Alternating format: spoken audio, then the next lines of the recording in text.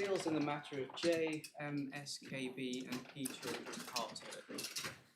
Yes, Mr. Montez.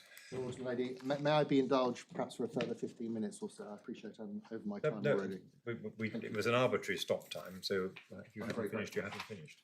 Just dealing with where we left off yesterday, my lady's point in relation to steps that can be taken by the family effectively to ameliorate the position in respect to what's gone. Of course, I accept that that's possible. But the broader point about the public policy really is this, that if the court accepts our interpretation of Section 4 in particular, those issues just simply do not arise.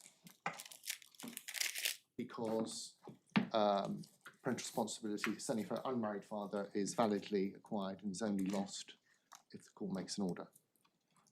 And Lord, just finally in relation to that, I respectfully endorse and adopt what Reunite say in the further examples that they give in their skeleton argument. And the Lords will find that, excuse me for one moment.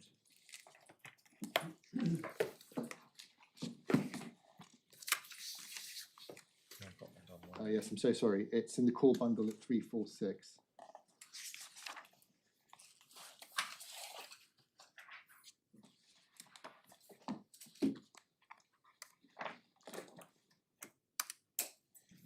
Yeah. That's paragraph 37. Yes, ma'am.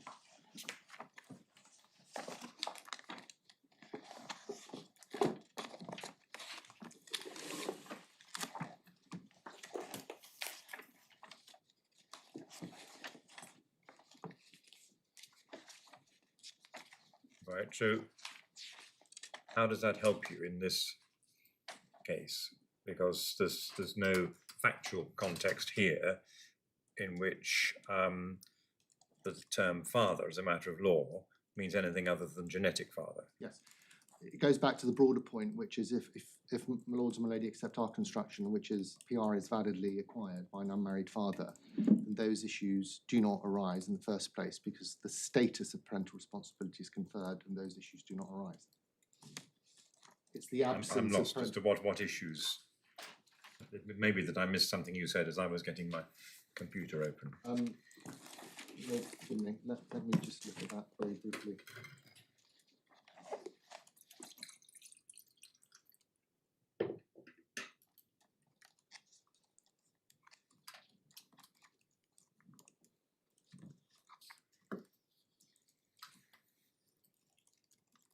Montez, I'm sorry, it's paragraph 24. Sorry, just I'm not texting my new best friend. I'm simply asking my clerk to bring some papers I've left on my desk. Lord, I'm sorry, it's paragraph 24 at page 346 that we're looking at. Oh, right. I'm so sorry, that's my fault. So it's okay. So 24, I've got. So, as I understand the point, hang on. So the PDF numbering is different from the page. Well, different. so, yes. Inserted pages in the middle, and so the numbers don't match. So I've got the PDF at 366. 366. Yeah. But it may be different in others. No, The internal pagination is 346 at the bottom. 366. That's where I went wrong. I'm so sorry. So Help me with the paragraph number of the document. Yes, of course. I'm sorry. It's paragraph 24. Yes, Oh, okay. yes. That's where we went wrong. Right. I'm with you. Yeah. So the point being, if parental responsibility is not acquired, then those are the consequences. On our construction, parental responsibility is validly acquired, and these consequences do not arise. Yeah.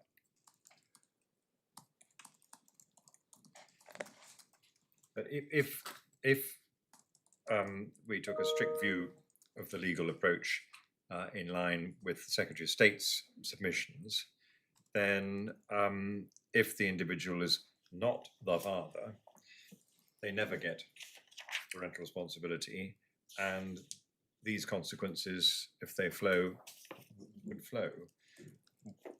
Why does that circumstance affect the definition of father? Well, it comes back to our broader point, which is that let's use the term father in that position, has read section 4, has complied with the requirements of section 4, has assumed that he has parental responsibility, and has acted on that basis. So the Secretary of State's position also covers a situation where the father, completely in good faith and without any reason to suspect that he was not the biological father, lacks Now, that these are hard facts. As, if you're Yes. if you are your client, this is not a good welcome position to be in. Yes. I'm very sympathetic to that. But if the law is, as the Secretary of State says, how are we to absorb the negative consequences that will have, which are listed in the Reunite skeleton, and in some way go back and say, well, the law can't be, as the Secretary of State says, this parental responsibility must exist. Otherwise, these consequences would be unpalatable, whatever approach you're saying we should take. Well, the Secretary of State's case appears to be, Ms Clement will no doubt address you further on this, is that any implications are for Parliament to address. And one finds that at yes, well, PDF that is 14. their submission, yes. Yes. But there will be two mechanisms. One, you'd have to be able to say that the interpretation which the Secretary of State is contending is absurd because of the consequences.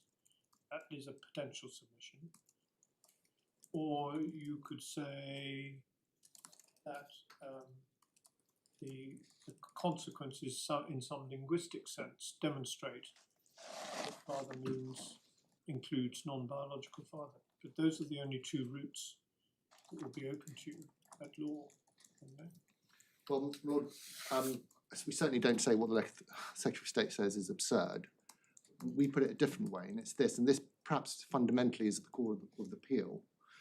We submit that the proposition that father means genetic father under the Children Act 1989, and the proposition that Parliament can decide, or should decide, what is necessary to establish fatherhood for the purpose of acquiring parental responsibility, that being the key, for an unmarried father at a specific point of time, and that strict proof of biological parentage is not required. Those two propositions are not mutually exclusive, and they can coexist. So even if we lose on the definition of father, we say those two propositions can and should sit side by side.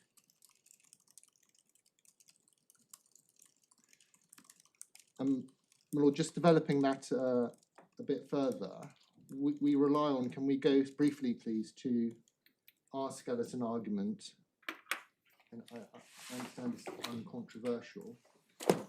It's 152, please, in the core bundle. It's page what? 152. I'm sorry if I'm not raising my voice sufficiently, my lady. I've got to fill this all through.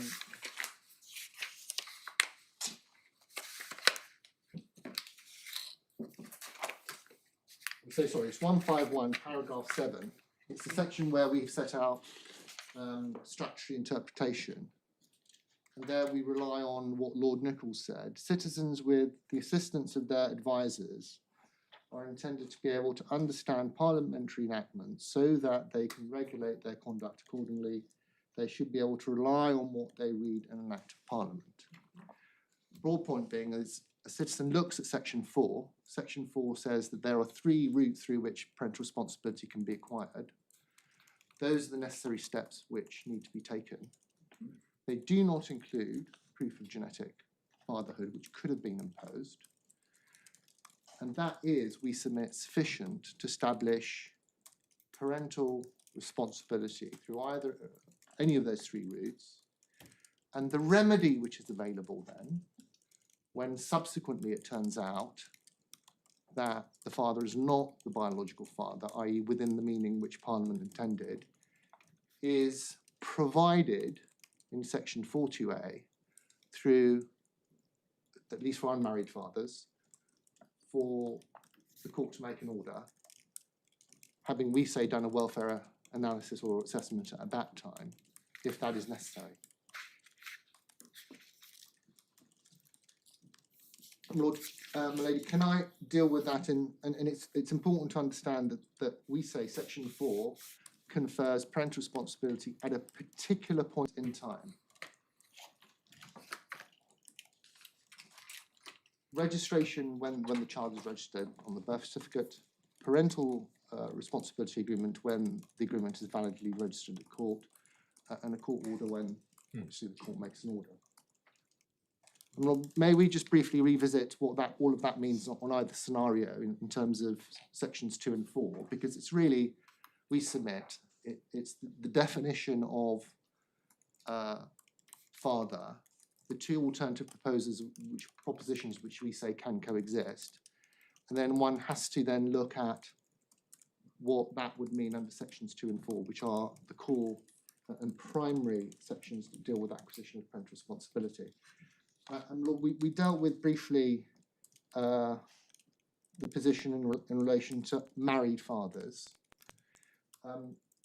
The ALC in their skeleton argument, and if we can just turn to that please briefly, and hopefully the PDF number is 410, the core bundle is 390.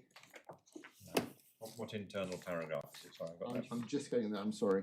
So if it's paragraph 33. Thank you.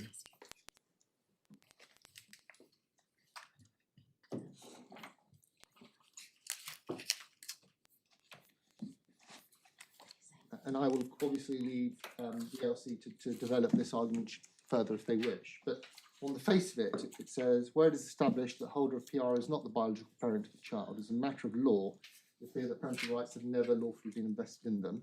Yeah. And they refer at paragraph 35. Well, do you agree with that sentence? Yes. For reasons which I'll come to in a moment. If genetic father, if the word father means genetic father in the Children Act, it must be consistently applied, we say, including in section 2. Lord, it's referred to then at R&R, the case of R&R is referred to at paragraph 35, albeit an earlier comment by Mr. Justice Jackson as he then was. Unfortunately, I don't think we have that particular authority in the large volume material. But what we do have, my Lord, is a more recent decision of Mr. Justice Harrison in the case of Re-X. We can deal with that relatively briefly, I hope. And it starts at 2242 in the authorities bundle, please.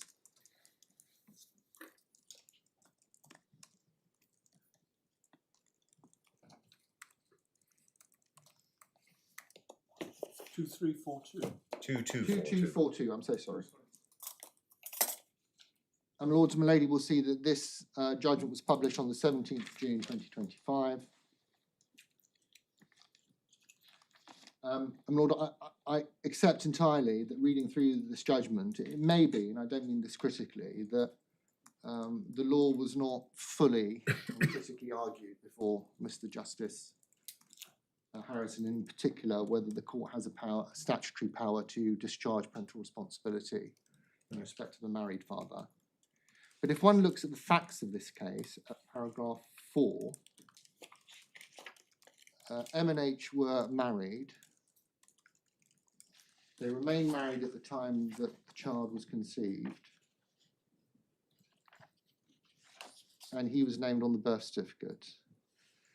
And the key here is that sometime after the child's birth, the mother disclosed the truth about the parentage, and this was confirmed by DNA testing. So the revelation, if one is proceeding on the basis of the presumption of legitimacy, that revelation, and the court finds this, and we'll come to that, arises subsequent to the child's birth. Subsequent to the registration. Subsequent, but because they're married, it's section 2. Yeah. Section 2 confers parental responsibility at the time of the child's birth. Yeah. Now, if we then go on to consider what Mr. Justice Harrison then says at paragraph 22, please, where he deals with the presumption of legitimacy.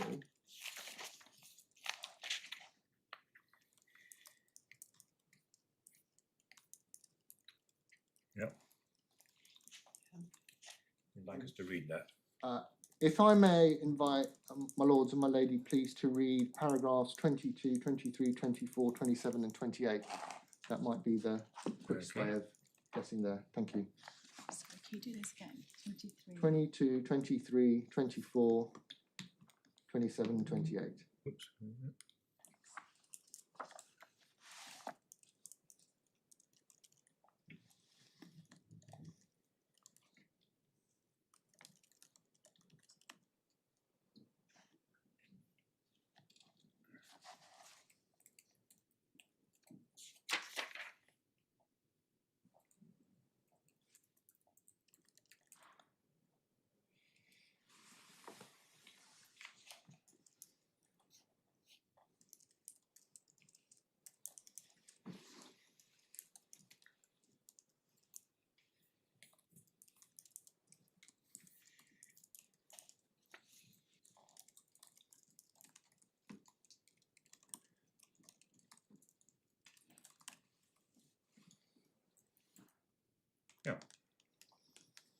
So, my lord, this comes back perhaps to the exchange my lord and I had yesterday about the presumption of legitimacy, and at what point that bites, if I can put it that way.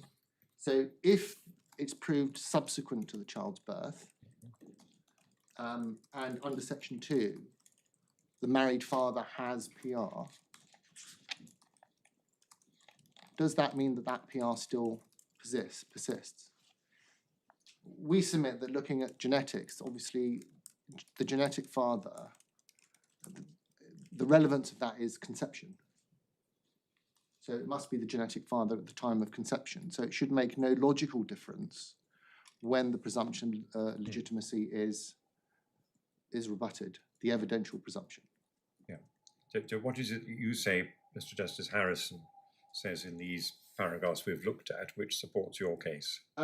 It's not absolutely clear because of the way he expresses himself that he is saying that the father never had parental responsibility. I think he used the word discontinued. But we say if the word father means genetic father throughout the Children Act, in particular sections 2 and 4, then if it is proved at any time that the married father is not the genetic father, therefore the presumption, the common law presumption of legitimacy is rebutted. Yeah.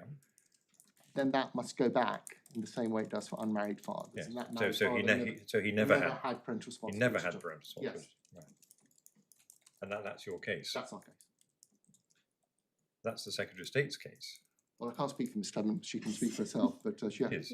Right. Well, Very well. that's important. Yes. So your case is that where a married father is subsequently discovered not to be the biological father, that married man has never had parental responsibility. If the court accepts the propositions being put forward about father meaning genetic father, that's the primary. So the same applies to your late client, Exactly. non-married man. So my understanding was that your case was that your late client did have parental responsibility until such time as a declaration is made. Yes, I'm sorry, I'm not being clear. If the court accepts the arguments that are being put on behalf of the respondents and the Secretary of State, Yes. then that is the logical conclusion in terms Sauce of for the married goose, sauce for the gander. Yes, exactly so. I'm so sorry, I haven't been clear. I'll deal with what we say about section 4 next, if I may. You know, I'm my now lord, confused. just look at me in a puzzled I've way. written down our case is that if the married father turns out not to be the genetic father, then our case is that he never had parental responsibility. I'm sorry, I've expressed that clumsily, my lord.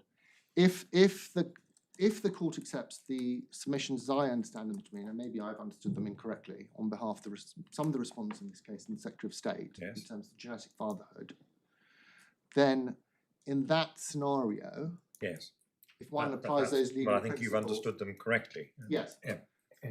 That must mean that when the presumption of legitimacy is rebutted evidentially, Yes. Then he never had parental then he responsibility. never has Right. parental responsibility. Okay. Yeah, I'm with you. So our point simply being that it has to be applied consistently So to married. an unmarried. Unmarried Hence my father. comment: sauce for the goose, sauce for the gander. Yes, I'm Yeah. sorry. I'm very. That's So very in helpful. other words, what I think you're underlining, Yes. or think, is that a married man, Yes. because of the presumption of legitimacy, should be in no better position than a non-married man in the event that it is discovered that they are not the genetic parents. The married man starts at an advantage because of the presumption, but once Yes. the presumption falls away, Yes. then they're in the same position as Yes. an unmarried. Yes. And once it's discovered, that presumption can, we submit, be quite easily rebutted, particularly through DNA testing in the vast majority of cases. Yes. So may I just deal briefly now with section 4? And I appreciate, and it's this, I don't want to repeat myself, but can we just look at section 4 again? Yes. So just to round that off, but you don't accept the Secretary of State's submissions. But it must follow that your submissions about your client as an unmarried father, your case must be that once the presumption's gone, the married father's in the same position Yes. and ought to have parental responsibility. The court ought to regard the parental responsibility as having continued until the court subsequently makes an order under section 4, subsection 2A. Well, the only caveat to that is it's slightly different because the circumstances in which an unmarried father acquires parental responsibility are different. Yes. The roots are different. Yes, the roots are different. The roots are different. So what we say broadly in relation to section 4 is that there are 3 roots under section 4.1. And of course, a married father doesn't come within section 4.2a. Yes, exactly. That there's no court order. Yes. It's simply, Mr. Justice Harrison as an example, court makes the declaration that he's not the father, and Mr. Justice Harrison says, I'm satisfied that he does not hold parental responsibility. Yes. And just following that through to its logical conclusion, if the court were to find that irrespective of the presumption of legitimacy being rebutted properly, the married father has acquired PR at the time of birth and that persists, there is no statutory power then to discharge that. So despite the fact that it's evidentially been proved that the married father is not the biological father, doesn't need statutory power to discharge it if they've never had.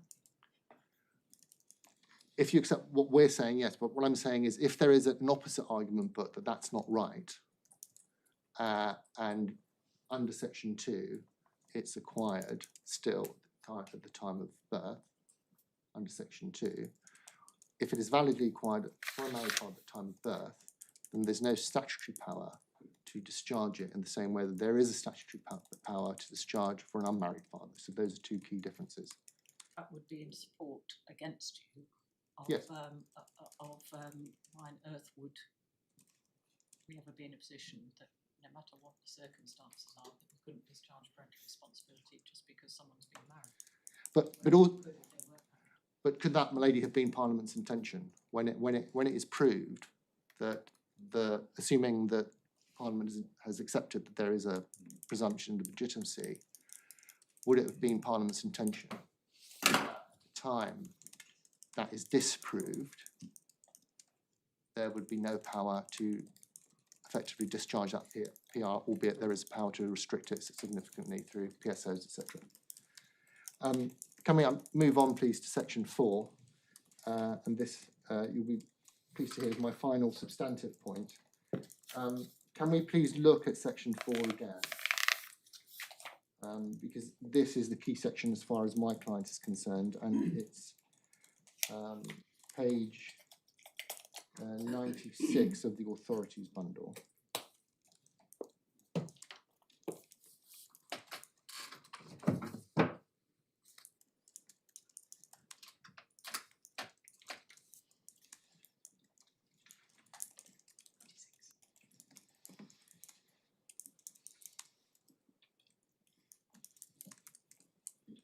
So, Lords and Lady, we have here, we submit 3 routes which are equally valid for an unmarried father to acquire parental responsibility, as decreed by Parliament. One being registration on the birth certificate, the second being the parental responsibility agreement, and the third being a court order. Yeah. We submit, and I don't believe this is controversial, that they're equally valid. There's no difference in terms of the status of parental responsibility, depending on how they're acquired under any of these routes. There is a difference, isn't there, in that the third one, the court order, involves, obviously, the court making an order. And so there is a court order. made presumably on applying the welfare principle, the basis that it's in the child's best interest for this person Yes. to have, and that's presumably after some that normally would be a contested hearing, because if the mother was in agreement with him having parental responsibility, she'd have made a parental responsibility agreement or put his name on the birth certificate. So there is a difference in structure. Well, there's a difference in instruction. I'll come on to the order in a moment if I may. But once it is acquired, Yeah, whether it is the acquired, PR is the same. the PR is the same. That's the point that I'm making initially. And Lord, on our case, if the requirements under A, B, and C are met, the father, the unmarried father, has parental responsibility until such time as it's identified that he's not the genetic father. There is then a route under 4.2a where, if necessary, an application can be made to discharge it. We say that is simple and coherent. You say what? Simple and coherent. On the opposite case, as we understand it, the non-genetic father will never have parental responsibility under birth registration. The unmarried father will never have parental responsibility under a PR agreement. And there is an issue, it appears, and we'll go to what the Secretary of State says about that in a moment, as to whether making an order makes a difference in terms of whether PR subsists or not. And well, the reason I say that, Sorry, it makes a difference as to whether the PR. PR subsists, despite the fact that at the time the order was made, as a matter of fact and law, the unmarried father was not the genetic father of the child. Now, if we come back to the examples the law was giving a moment ago, well, of course, some of the time the issue of parentage is contested, and within a private law case, DNA testing is ordered. But we submit that's not always the case. No. And there are cases where it's done by consent. And if one looks at the factual scenarios in those three situations, they are, we submit, essentially the same factually. It's just before a different authority. Okay. So one presents to a registrar saying, this is the father, we agree he is the father, mother and father. PR agreement is the same. In court, it may be the same. Now, if one then looks at what the Secretary of State appears to argue, and the Lord will no doubt want to, and the Lords Malaysian will no doubt need to hear from others what they say about an order, one finds that at 349, paragraph 46, 329, internal page 349 PDF. 349. Sorry, 349 PDF, 329 internal page. Thank you.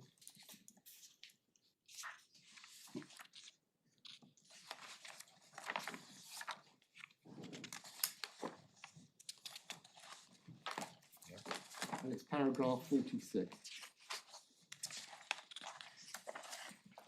PR wrongly conferred on the person by a court order. The order is made without jurisdiction over all court orders are valid until set aside. So the further order will be required. Yeah, that's why I got that.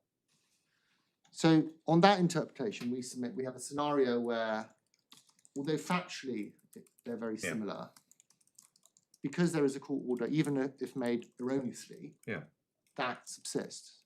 Now, if that interpretation is right, not only has Parliament differentiated between married and unmarried fathers, Parliament has also differentiated between different unmarried fathers depending on which route is taken.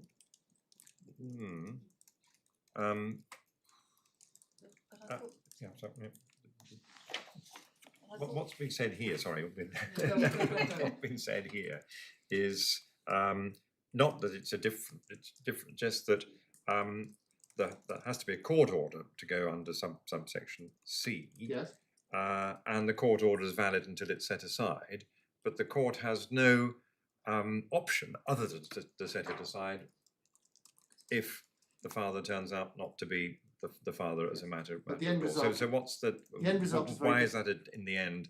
It's a difference, but without any distinction. There's no real Well, difference. The distinction is, under that scenario, presumably the parental responsibility persists until that court order is discharged. The court order Yes.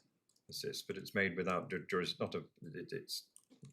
what difference does it make as between the two different types of unmarried father? Well, my Lord, it depends on whether it's being said that, if it's being said, and I may have misunderstood this, that despite the fact that the court order is made, because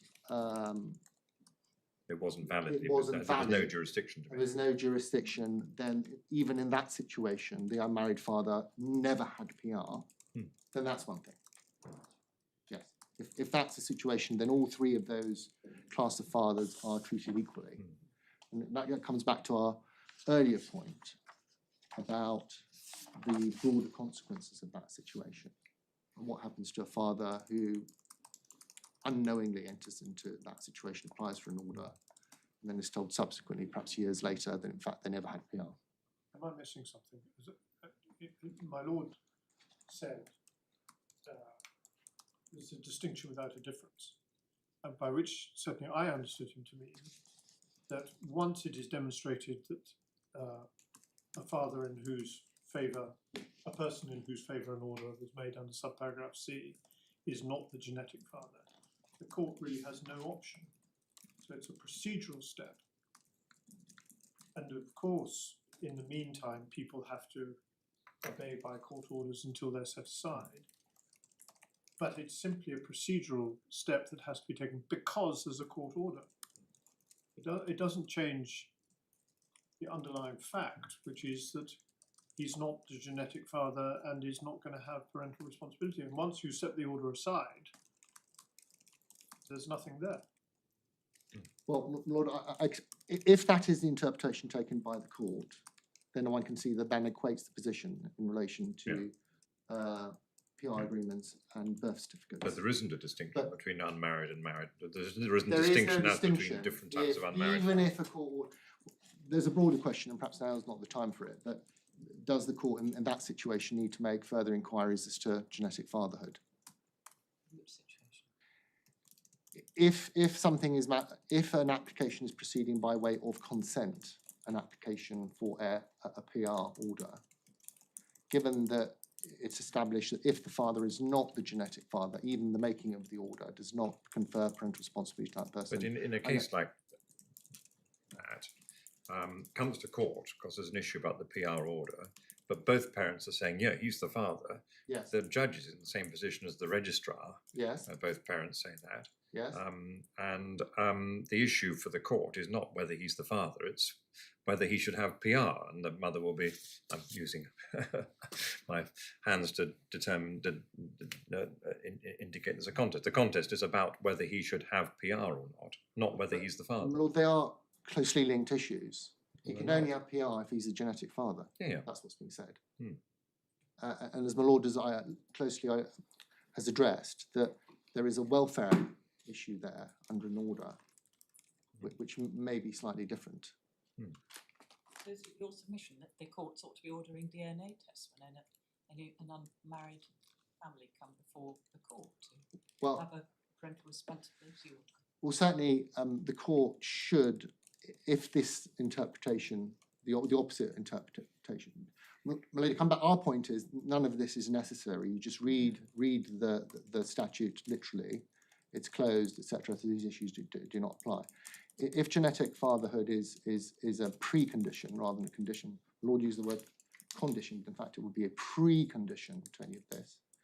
Then the court may well have to make inquiries. Now, there are different ways that so, for example, I'm so sorry.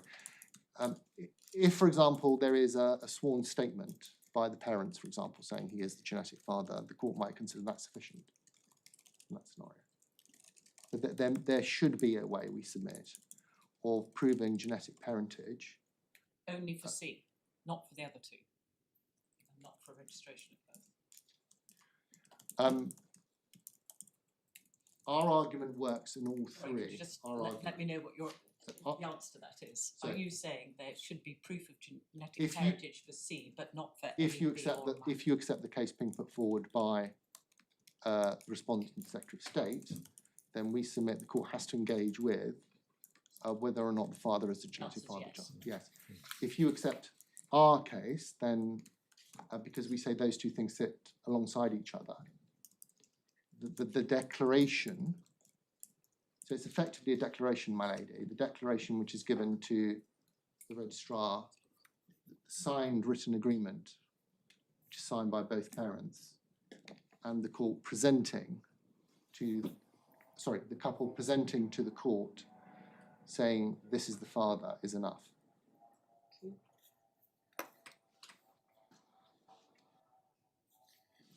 Yeah. Well, just two very short points, if I may finish. Thank you. One is in relation to welfare trumping conduct. We make submissions for that in our skeleton argument. The local authority in our appeal, if we can turn please to page 177 of the bundle.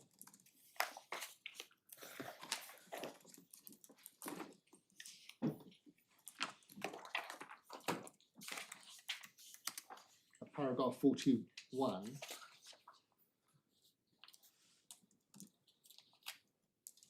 Says the initial skeleton argument filed on behalf of the appellant and rem, such various cases support the proposition that welfare would trump conduct, but the making of a declaration of parentage is not a welfare decision. Now, we don't make that point. The point that we make is welfare can trump conduct when it comes to a welfare assessment when discharging PR. The label welfare trumping conduct, what's the context in which that So, phrase is my lord, used? if we turn please to what we say Right. at 167, please.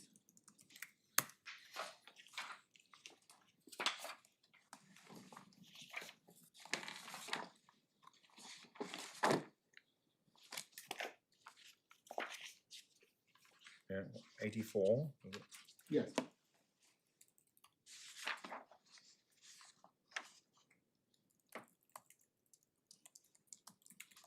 It's 84 and onwards.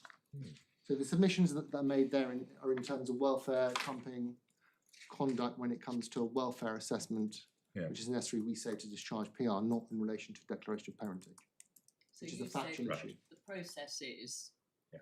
DNA test is done, someone applies for declaration of parentage, Yes. non-parentage.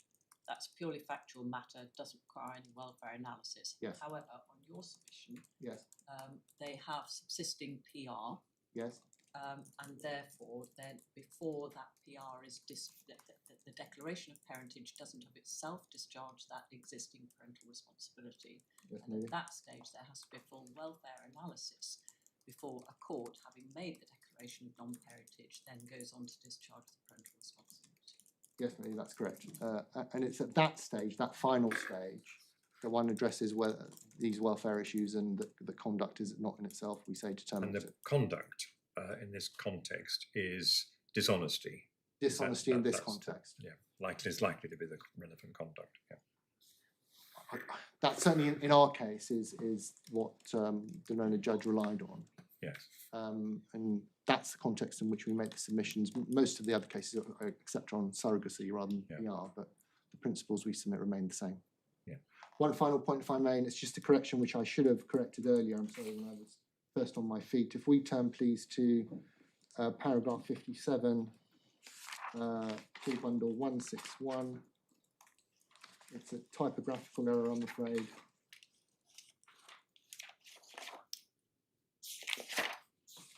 The very final sentence, Only two. Paragraph, 57, my lady, thank you. where it says, and before, right at the end, before section 428 was implemented on the 1st December 2023, that should be 2003. I'm so sorry, that's a typographical error. That's one that I missed when I was reading, so I do apologise. Rosemary, may I turn my back for a moment? Certainly. Yeah.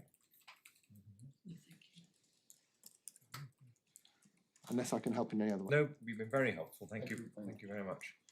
So where do we go to now? Is it you, Mr. Bow? Let me consult the oracle. On the, I don't know what version it is, but on the current running order version, I'm next Yes. to respond. I think that there's been a discussion at the bar subject to the court's view, but you may well be assisted by the Secretary of State going ahead of us, given the way in which the appellants have framed their case, in which point the respondents then can take a view on the amount of time that they will require before the court. I know that's agreed by the respondents in Riem, and I don't think anyone in the courtroom takes issue with That would make sense. Yeah, I mean, that's as long as you're yes, very not uncomfortable with that. No, not at all. Thank you. My lord, if I can just do some furniture rearranging. Yes, absolutely. You're,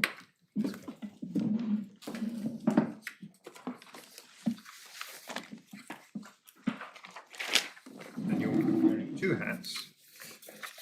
As you're wearing two hats as the Secretary of State and the Registrar General. I am indeed, my lord. I appear for both the Secretary of State for Justice and the Registrar General, with Mr. Alex Lang, who sits behind me. Yes.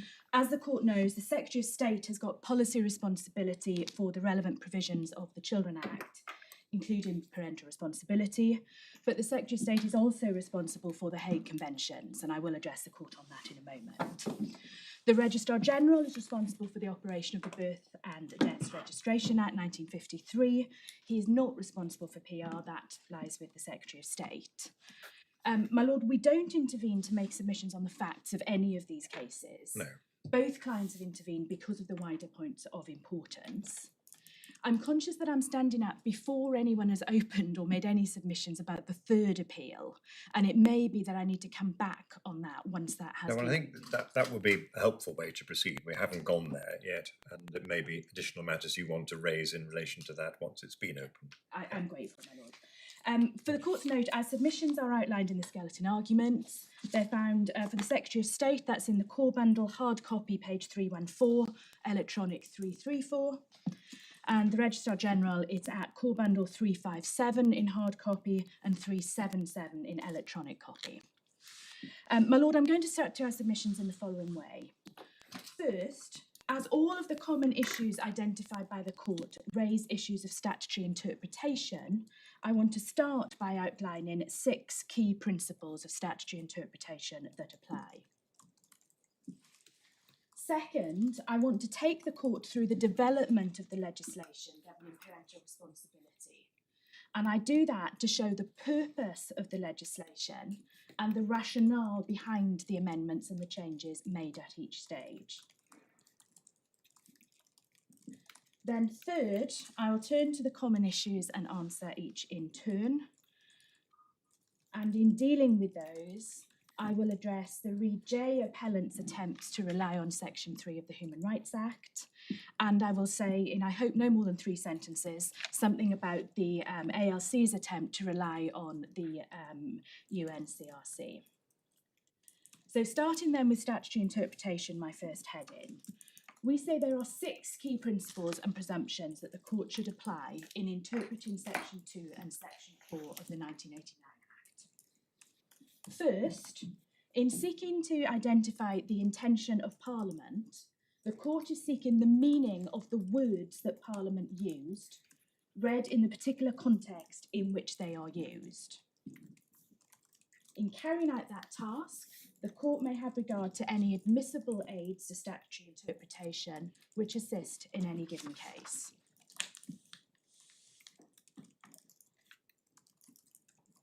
Second, the intention of Parliament is an objective concept based on the meaning of the words which Parliament used. The court is not concerned with the subjective intent of the minister promoting the bill, the draftsman, or those who speak in debates. That is part of the rationale for the rule in Pepper and Hart, and that is why attempts by various parties, not only the ones we heard yesterday, to rely on the Hansard debates must fail. Third, the courts have adopted a number of rebuttable presumptions of construction to assist in the interpretation of statutes.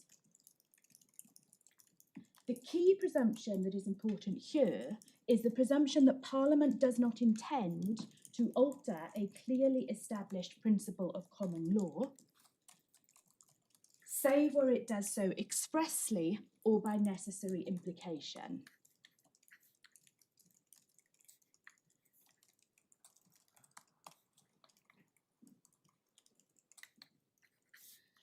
So where at the time that the 1989 Act was enacted, there was a clearly established common law rule that the mother was the gestational mother of a child and the father was the genetic father of the child, there is a rebuttable presumption that where Parliament uses those terms in the 1989 Act, Parliament intended them to bear the meaning that they had at common law.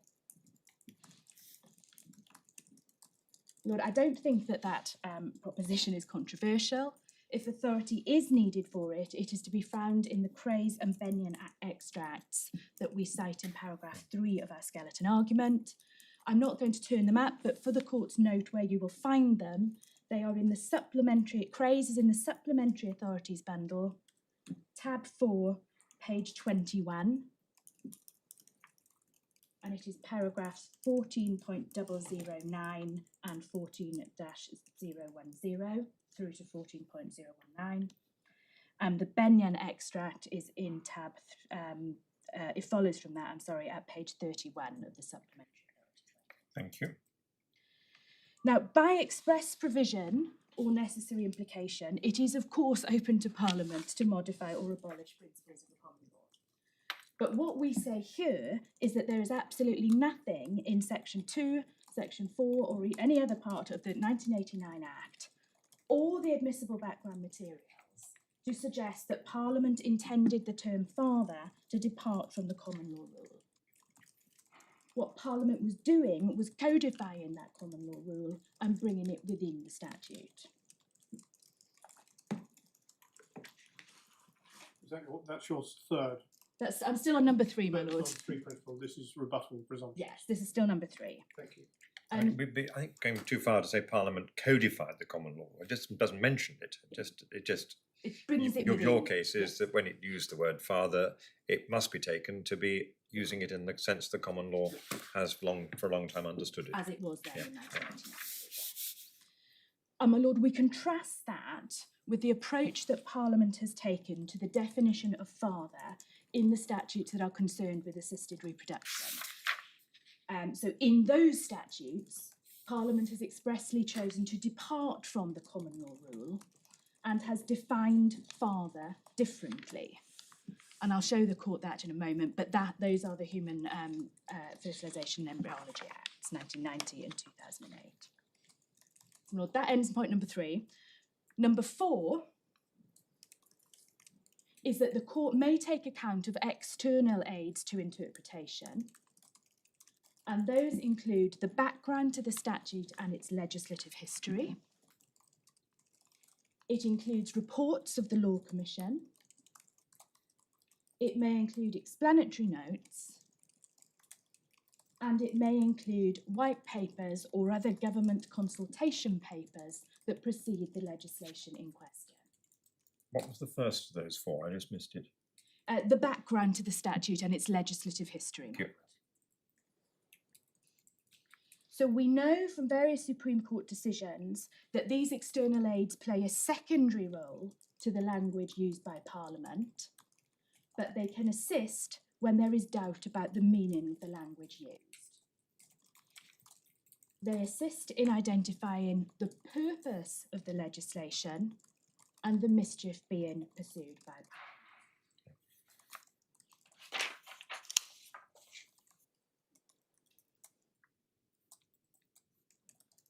Yes. Fifth, there is no special principle of statutory interpretation that applies to statutes concerning children. This wasn't pursued in oral argument, but in Reid J's written submissions, the skeleton suggests that there is a welfare-led interpretation of legislation. That comes at paragraph 25 of the Reid J appellant skeleton. We say that's wrong. There's no special principle that applies. And finally, my point 6, we say that the court should be very careful about attempts to invoke public policy to justify a different interpretation of legislation from that which would applying the principles that I've set out above. So, my lord, so far as I can ascertain, the language of public policy in this context comes from the submissions of counsel appearing before His Honour Judge Moradifa in the Re-C case, which is in the bundle at Authorities Bundle 1892. And we see it expressed at paragraph 15 of that judgment, where the judge adopts the submission that it would be contrary to public policy and the intention of Parliament to conclude that parental responsibility ceases ab initio. And then we see that terminology that's carried through and carried forward in all of the other judgments that are before the court. But we say, as a matter of statutory interpretation, that is wrong. If what those words mean, if what is meant by public policy is the policy or the policy intent of the legislature in enacting the 1989 Act, then recourse to that policy is relatively uncontroversial. It's simply identifying the mischief of the provisions. But if the invocation of public policy is to somehow depart from the ordinary interpretation of the words used by Parliament, then we say that is constitutionally inappropriate.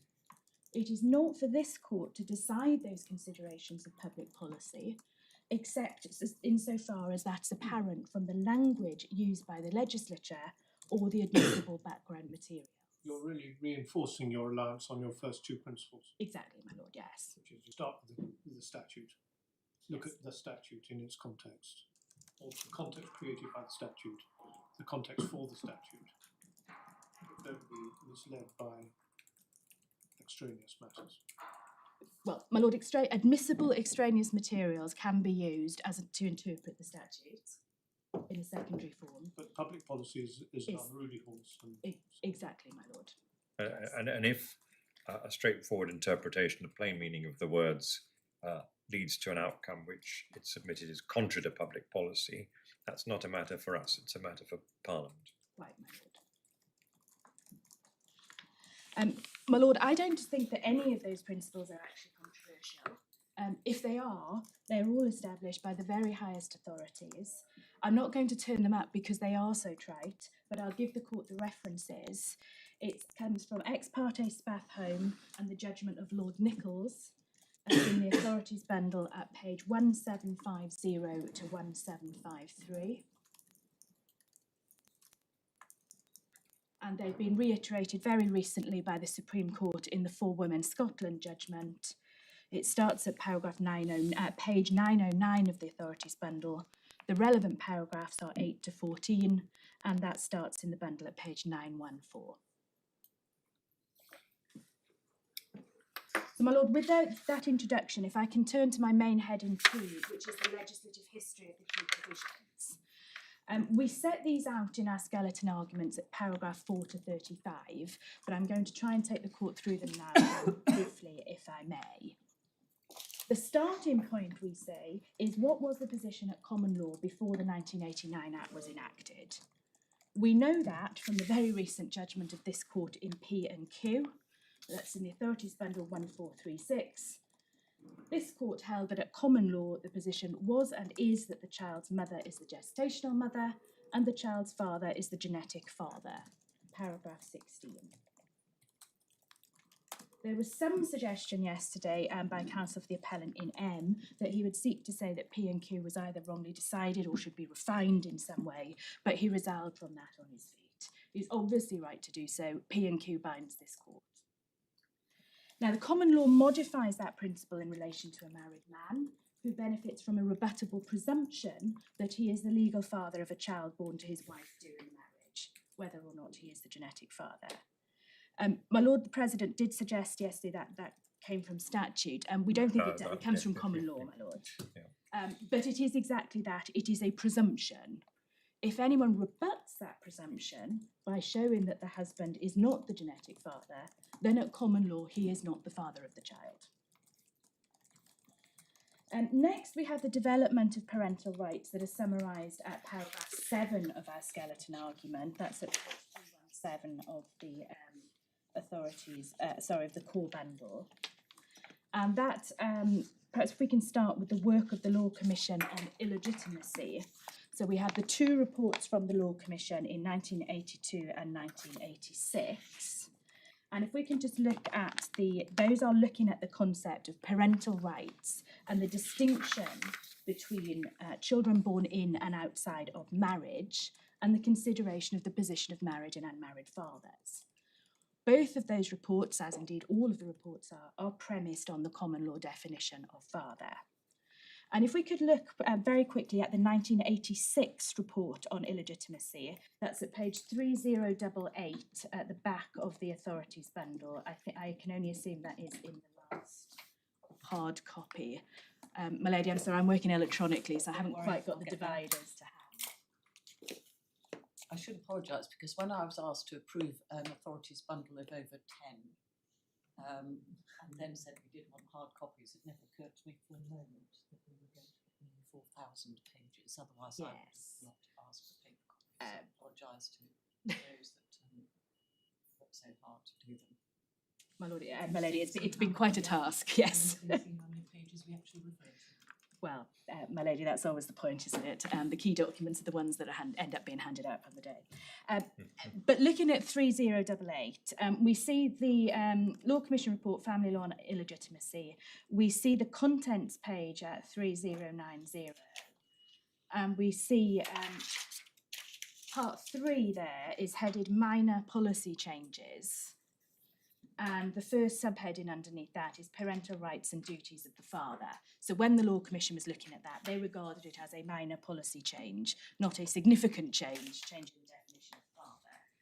And when we see the discussion at paragraph 3.2 of what the Law Commission, this is at page 3094, parental rights and duties of the father. And we see what the Law Commission was seeking to do to avoid the difficulties in paragraph 3.1.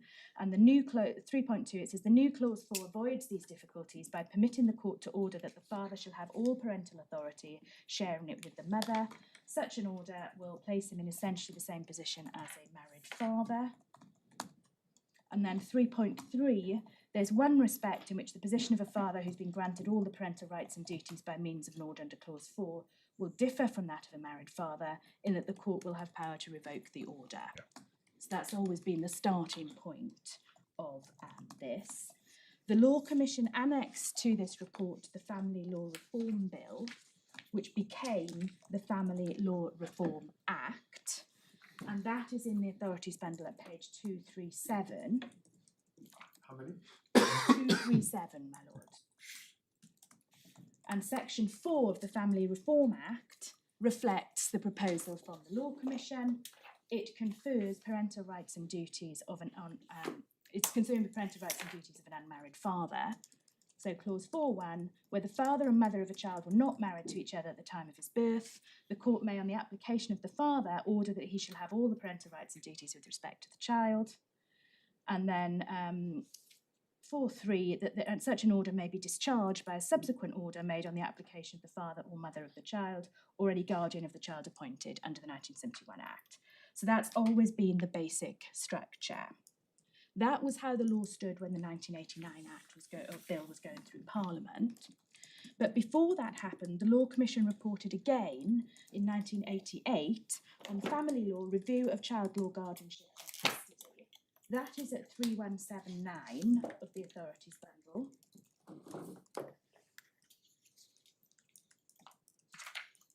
And we see at 3187, part 2 of the report, the Law Commission is considering the concept of parental responsibility.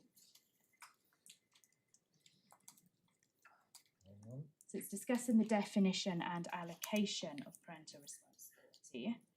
We see at 2.6. Hang on, sorry, I'm just one. Yep. So 2.6 on page 3188, my lords. the Law Commission describing the scope of parental responsibility and the concept of it. What is it? All the incidents where the rights, claims, duties, powers, responsibilities or authority which statute and common law for the time being confer upon parents. And we then see at 2.17, 3191, the Law Commission discussing acquisition of parental responsibility by parents. Does the court see that heading towards the bottom of that page, 3191? And then 2.17, we do not propose any change in the present basic rules for the allocation of parental responsibility. Thus, where the parents of a child were married to one another at or after his conception, they both have PR automatically. Where they were not so married, only the mother is PR automatically, although the father may later acquire it. And it says that the possibility of changing those rules was canvassed previously, but they have been rejected. We then have at 2.18 the discussion of how the previous Act allowed a court to order the non-married father shall have full parental status, and the proposal of the Law Commission was to extend that so that it would be also be permitted by agreement. And we see that at the end of 2.18.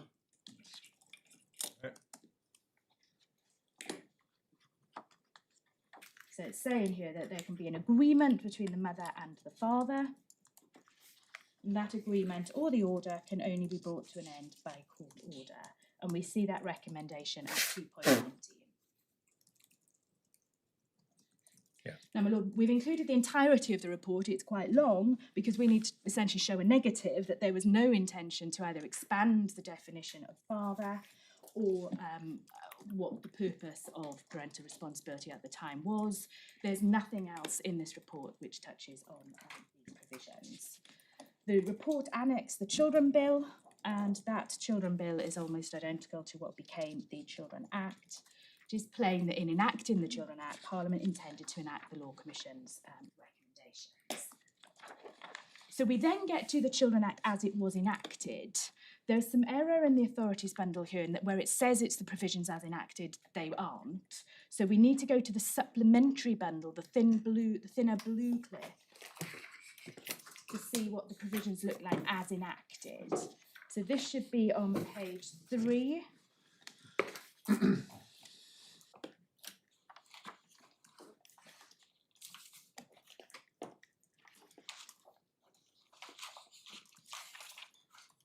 And we see at page 3 the original version of section 2 of the Children Act 89. So section 2.1, where a child's father and mother were married to each other at the time of his birth, they shall each have parental responsibility for the child. The court has my submissions that that father there means father at common law. So it reflects the common law presumption that the husband of the mother is the father of the child, but they have to be the father. The father who's married to the mother at the time of the birth.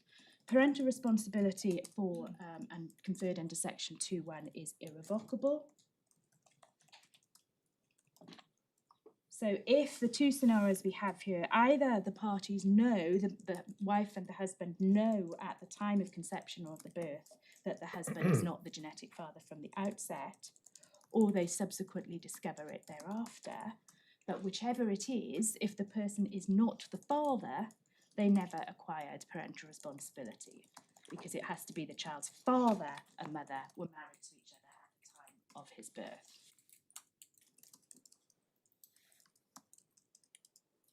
We then see the original language of section 2.2, where a child's father, must mean the same we say as 2.1, and mother were not married to each other at the time of his birth. The mother shall have parental responsibility for the child. The father shall not have parental responsibility unless he acquires it in accordance with the provisions of this Act. Again, it uses the language of father. Again, we know that as genetic father, and we know that the father shall not have parental responsibility unless he has acquired it in accordance with the provisions of the Act.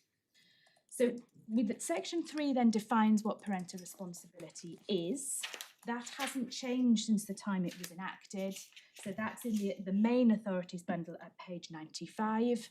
Just for clarity, section 2 has changed, but only to add civil partners to the category of married, and to insert subsection 1 capital A, which deals with the human fertilisation and embryology. No, my lord, the terms of section 2.2 have changed. I'll show your lordship how that was done and why as we're going through. Yes, they have. So this is it as you're- enacted. Yeah. We then go to section 4, page 6.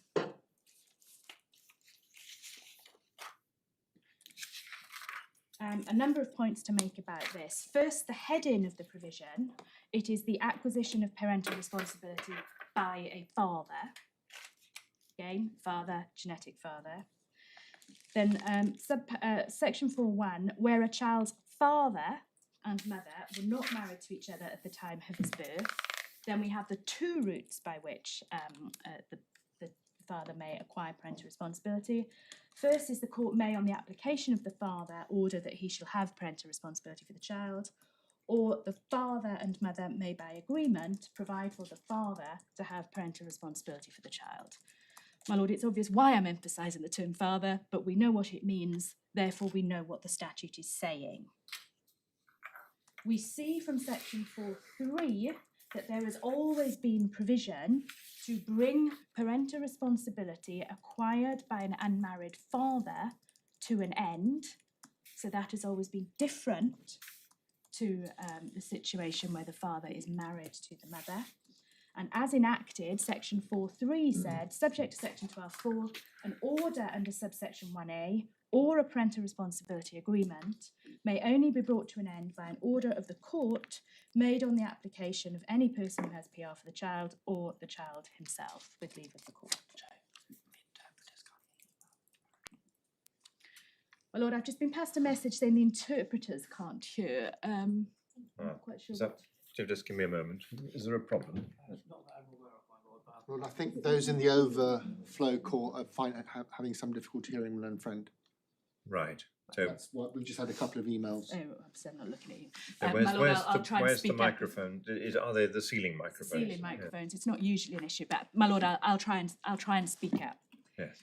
So my lord, we Either, were looking. either raise your voice, or we'll give you a stepladder to make you I nearer to the suspect- microphone. I mean, I don't know if it's possible to slightly alter the. No, I don't think those have been there since the building was. My lord, so we've looked at section 4.3. Behind that is section 12, just to see what the original version of section 12 looked like.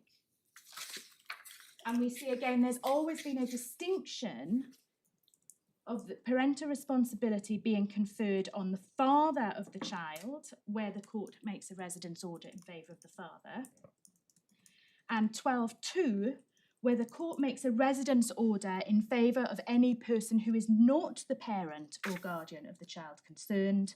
That person shall have PR while the residence order remains in force. Yep. So there's always been that alternative way of obtaining PR if a person is not the parent of the child. And my lord, I mentioned in my introduction that later legislation does expressly alter the common law rule that the father of the child is the genetic father.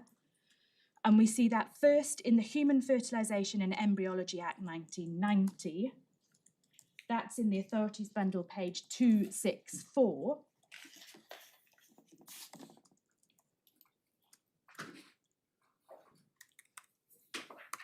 And we see section 27 defines the term mother when certain conditions apply. And we see at 266, section 28 defines the term father when certain conditions apply. So in the case of a child who's been or has been carried by a woman as the result of the placing in her of an embryo or of sperm and eggs or her artificial insemination. Then Parliament has decreed that in that situation, if the conditions in section 28.2 aren't met, the other party to the marriage shall be treated as the father of the child unless it is shown he did not consent. And then if no man is treated, if it doesn't fall within 28.2, there's then further definition. So essentially the unmarried situation, that man shall be treated as the father of the child. And then 28.4, where a person is treated as the father of the child by virtue of these subsections, no other person is to be treated as the father of the child. So that's Parliament expressly dealing with the common law rule and expressly departing from it. So, my lord, that was the position when the 1989 Act was enacted and was passed by Parliament.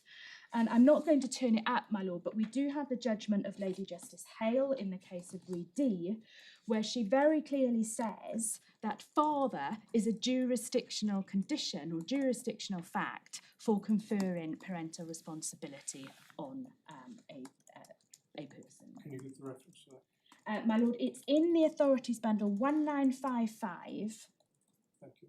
and it's paragraph 36 at page 1962.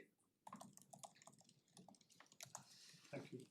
So, my lord, their matters stood until March. Just pausing there. Well, all of the references you've taken us to, it's the word father is singular, the father. It doesn't contemplate there being two individuals who are the father. And the HFEA you've taken us to, when that kicks in, then no other person is treated as the father. So to contemplate someone who's not the biological father, but thinks he is, or someone tells a fib and says he is, being regarded as the father, obviously contemplates the fact that there's also the biological father, who obviously is also to be classed as the father. So in those circumstances, you'd have two fathers. Parliament would be contemplating two fathers being for the period until there's a declaration of paternity. That doesn't fit with the language of the statute, which My lord, it doesn't. the father as a single entity. That would be a significant departure from anything which had gone before. If the Law Commission had intended that, it would have had to have said so expressly and consulted on it. But for the submissions of the appellants to succeed, as I understand them, registered on the birth certificate, the person registered must be, in some context, the father. Yes. And if he's not the genetic father, that contemplates there being an additional person, him, who's the father. Which, my lord, we say is simply inconsistent with the statutory scheme laid down by Parliament. Yeah, thank you. So, my lord, the next point of note in the timeline is March 1998, where the Lord Chancellor's Department published a consultation paper, Procedures for the Determination of Paternity and the Law of Parental Responsibility for Unmarried Fathers. And that is in the Supplementary Authorities Bundle. Now, this should be in the hard copy version handed up to the court at tab 9. I hope the court has that. Which bundle? The Supplementary Authorities Bundle, my lord. We handed up some loose extracts to go in the back of that bundle. Right. So what's it called?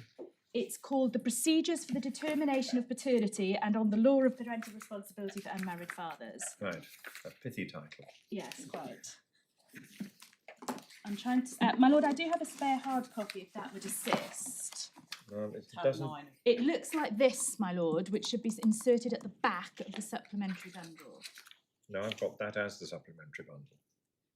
It's an amended index, my No, lord. I and haven't. No, I've just got an unamended. Page 73. 73. Could be. Does my lord have I've a got page? debate. I've got a Hansard debate. There we are. I've now got. My lord, that's my... I don't think I've marked that up. I apologise if I have. I'm pretty sure I haven't because I'm working electronically. Good, thank you. So my lord, Let's make sure that I've got it. I've got page 73 in my blue. It looks like this. Yes. Good. Thank you. So, my lord, there were two parts to this consultation, as the title suggests. One is about procedures for the determination of paternity, and it's the background to section 55A. And the second is about the law on parental responsibility for unmarried fathers. And we see the summary on page 74. First heading, paternity, we can skip over. The second heading is PR for unmarried fathers, and it explains or summarises what it is that is being consulted upon. So the first paragraph explains PR and explains the position for unmarried fathers.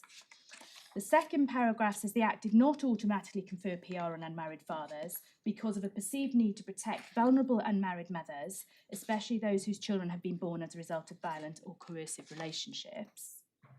Then the third paragraph explains that in 1996 there were almost 650,000 births registered in England and Wales.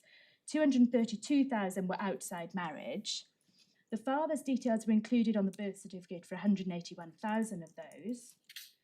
The father and mother were living at the same address in 74.4% of those joint registrations, and in 58% of all births outside marriage. But in the same year, the courts made only 5,587 parental responsibility orders, and only around 3,000 PR agreements are registered each year. It appears that many people simply assume that an unmarried father has PR, especially if the mother and father have jointly registered the birth. So it explains what implications PR may have. And then underneath that, it says there are some circumstances in which a father without PR will be at a disadvantage. And then the consultation paper discusses two main questions on PR. Is it right in principle to make it easier for unmarried fathers to acquire PR for their children? And should automatic PR be limited to certain categories of unmarried fathers, such as the father who registers the child's birth jointly with the mother? I make the point, father is appearing repeatedly here. So we then go on to part 1, page 75, is about paternity. And then part 2, page 80, is where the discussion of PR for unmarried fathers begins. We have the historical background at paragraphs 39 to 41. We then have at 42 to 45 setting out the current state of the law under the 1989 Act. And it explains the provisions in the way that I've explained them to the court. Then we have a heading, the effect of parental responsibility. And then we have a heading, development since the implementation of the 1989 Act. And it makes the point that was made in the introduction about the numbers and that people are not taking out PR agreements or PR orders. And then options for the future is the heading, paragraph 56. And it explains one of the difficulties about legislating for the rights or responsibilities of unmarried parents is that they're not a homogenous grouping. So it reflects the growing acceptance of long-term cohabitation as an alternative to marriage. Many such relationships must be at least as stable as marriage. But at the other end of the spectrum, there are still children who are born as the result of transient or coercive relationships.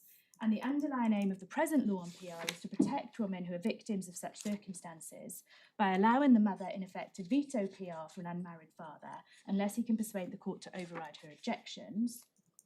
Then 57, the most radical option for the future would be to change the law to create an automatic link between biological parentage and parental responsibility, so that all fathers would have PR for their children, whatever their marital status, without the need for any special registration or court order. I did just the last sentence of 56. Yes. The reference, coming straight after the reference to coercive relationships and so on and so forth. That has to mean unmarried genetic father, doesn't it? Yes. In context.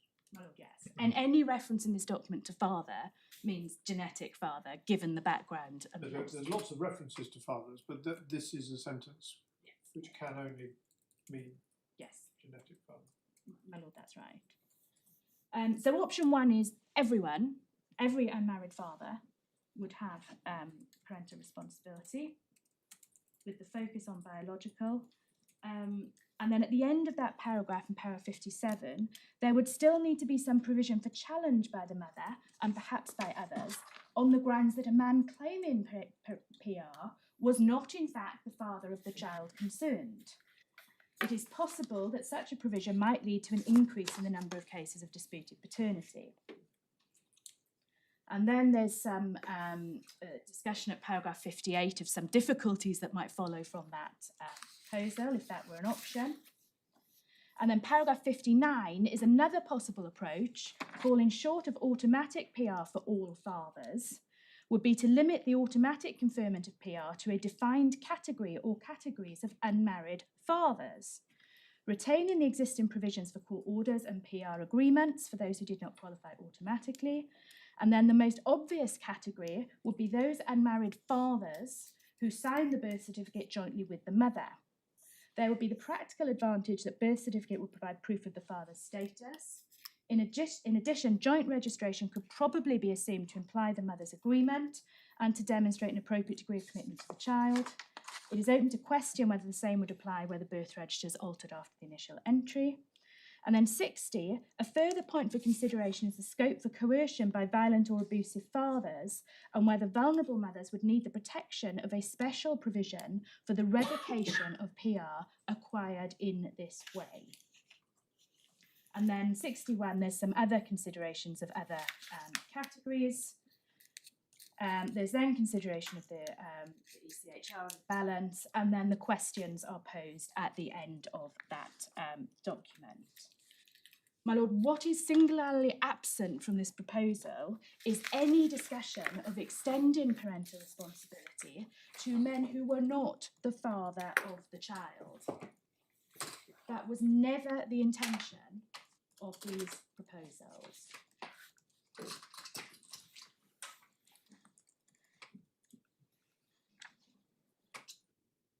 Do you say that that consultative paper qualifies as an aid to interpretation in case of uncertainty?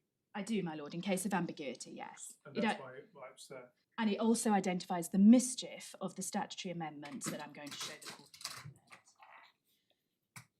a minute. Now, my lord, usually after consultations, the court will know the government would publish a consultation response.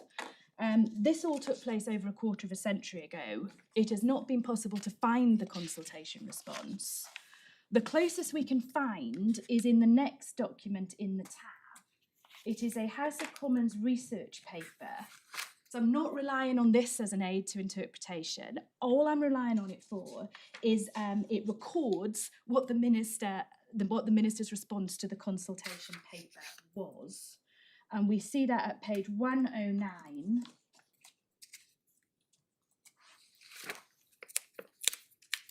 Under heading K, it says parental responsibility for unmarried fathers and stepfathers, simpler procedures to be introduced. And towards the bottom of that page, there's a paragraph that starts in July 1998.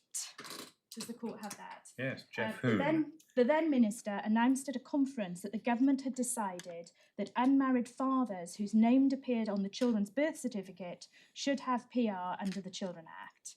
And then it refers to a press notice issued by the Lord Chancellor's Department saying that many unmarried fathers are simply unaware of the existence of PR agreements or the fact that without one they do not have any legal status as the child's father. Yeah. And it goes on there, and my lord, you can see over the page. Yeah. That's the closest we can find to the government response to the consultation. So, my lord, these changes were implemented by Section 111 and 112 of the Adoption and Children Act 2002. So, 111 is the provision about parental responsibility for unmarried fathers. 112 is a new provision that provides for parental responsibility for step-parents. Yeah. The provisions of the 2002 Act are in the bundle, but I think it is easier if I show the court what the Children Act looks like now, and we can see the amendments. So that's in the Authorities bundle, page 92.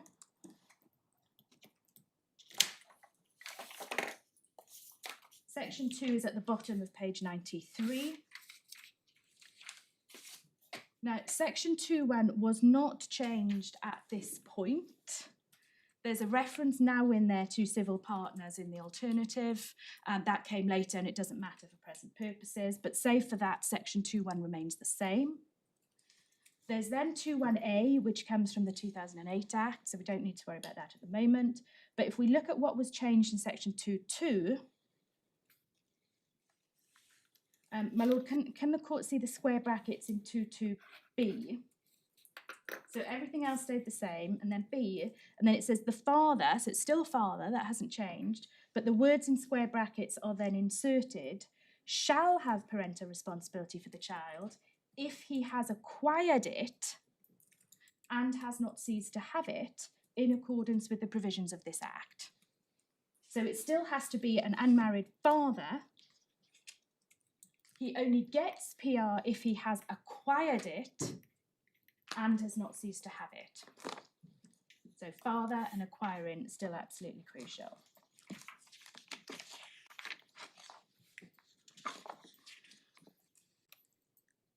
We then see section 3 remains the same. That's the meaning of parental responsibility. And then over the page, we see section 4. The heading remains the same. It's still acquisition of PR by the father. And then we see the operative parts of the clause remain the same. So where a child's father and mother were not married to each other at the time of his birth. And then these words in square brackets were inserted by the 2002 Act.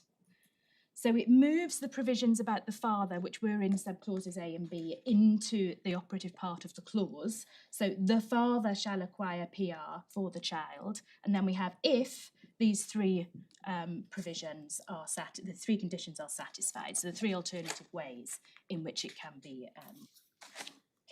acquired. But fundamental points I make about this: the heading is the same. It is still focused on the child's father and mother who are not married to each other. So there still has to be satisfied that they are the father. If they are the father shall acquire PR if either of those three limbs are satisfied. We then have a new 2A further down the page. So a person who has acquired parental responsibility under subsection 1 shall cease to have it only if the court so orders. But again, the key words here are acquire. So you have to have acquired the PR first before there's any question of the court making an order to remove it. And my lord, then over the page, or two over, at the same time inserted into the Act is section 4A, acquisition of parental responsibility by a step parent. That's an additional way in which PR can be dealt with. My lord, we've dealt in our skeleton argument with amendments that come subsequent to this. So that's the 2008 Act, which again makes express definitions. So you just I've got the point. You've stressed every time you've read out the relevant words, acquire. So is the point this, that the person who acquires PR is the father? No, my lord, the point is you have to be the father. Yes, it's the other way around. Can acquire it. Yes, so someone who's not the father can't acquire it because he's not the father. My lord, so the whole section is about the father. My lord, yes. So, my lord, given the time, I'm not going to go through what happened after this Act because there's a lot of it. It's in our skeleton argument. There are some amendments made to section 12 about the alternative provisions for acquiring PR, in that now a person who is not the parent of the child can acquire PR, both if they have there's a duty if they have a lives with order and a power if they have a spends time with order. Thank you. But there are provisions for people who are not the parent of the child to acquire parental responsibility. That's the important point. So, my lord, moving then on to the common issues, so item 3 on my original list. The first issue is, does a man have to be a genetic father to acquire PR under section 22B and 4.1 of the Act? We say there are two stages to answering that question. The first is to interpret the term father in section 2 and 4 of the Act. And the second is the question my lord just put to me, does the man have to be the father in order to acquire PR? We say in a nutshell, father means genetic father, save where Parliament has legislated for father to have a different meaning, as it has done in the 1990 Act and the 2008 Act. And we say section 2 and section 4 of the 1989 Act are as clear as it is possible to be that the man has to be the father in order to acquire parental responsibility under section 2 and section 4. So dealing with each of those in turn, we say it is beyond any doubt that the term father in section 2 and 4 means genetic father. And indeed, the appellants in J and M both conceded that yesterday. Yeah. They were obviously correct to make that concession. The reasons we set out in the skeleton, my lord, essentially 4 reasons. I'm just going to run through them. First, it's the rebuttable presumption, and there's nothing to suggest Parliament intended to alter that common law rule. Second, where Parliament does intend to alter the clearly established common law rule, it does so expressly, which it did in the 1990 Act and the 2008 Act. Third, it is clear from the statutory language and all the admissible background material that when Parliament enacted section 111 and 112 of the Adoption and Children Act 2002, it was intending to add a third route by which unmarried fathers could acquire PR. There is nothing used in the language used by Parliament or the admissible background material to suggest Parliament was intending to change the meaning of the term father.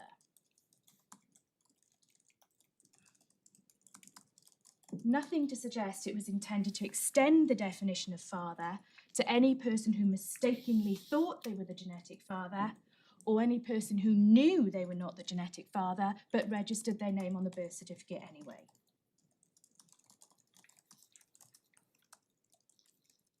And then, my lord, the fourth point, father must mean the same thing in section 2.1 and in section 2.2.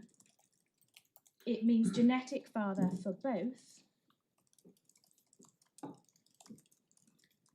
And my lord, if father included the non-genetic father, then any person who was married to the mother at the time of the child's birth would acquire irrevocable PR, even though they had no genetic link to the child. And we say that's simply never what Parliament intended. So we say it's absolutely right that under section 2.1, if the person married to the mother is not the genetic father of the child, they do not acquire PR. So the second part of the analysis is, can a man who is not the genetic father acquire parental responsibility? Under section 2.2b and 4.1, they can acquire it somewhere else, but not under these sections. The short answer we say is no. We say that follows as a matter of the language used by Parliament. Section 2 is about the child's father and mother who are not married to each other at the time of the birth.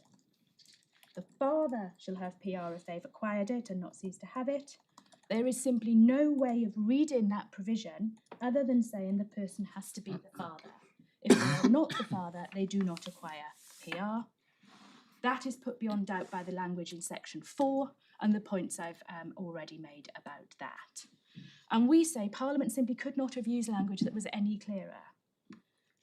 That aligns also with the parliamentary purpose, which is clear from the admissible background material that I have shown the court. Now, the submission made yesterday was that Parliament had provided that if the man and the child's mother attended registration of the birth and declared he is the child's father, that is enough to confer PR. And the submission was made that it is from the act of registration that parental registration flows. Now, for the reasons that I have set out, it is impossible to read the actual language used by Parliament in that way. That is simply not what the legislation says. That is also plain from the background materials that I have shown the court. So if the man is the child's father, then yes, from the act of registration, parental responsibility flows.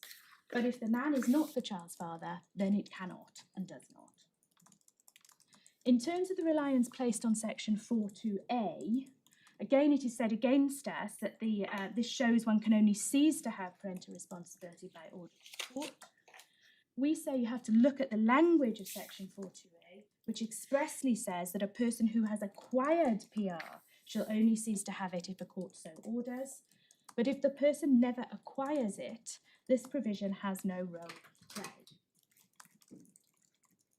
The provision wasn't included in the 1989 Act as originally enacted, so its addition can't subsequently change the meaning of the word father.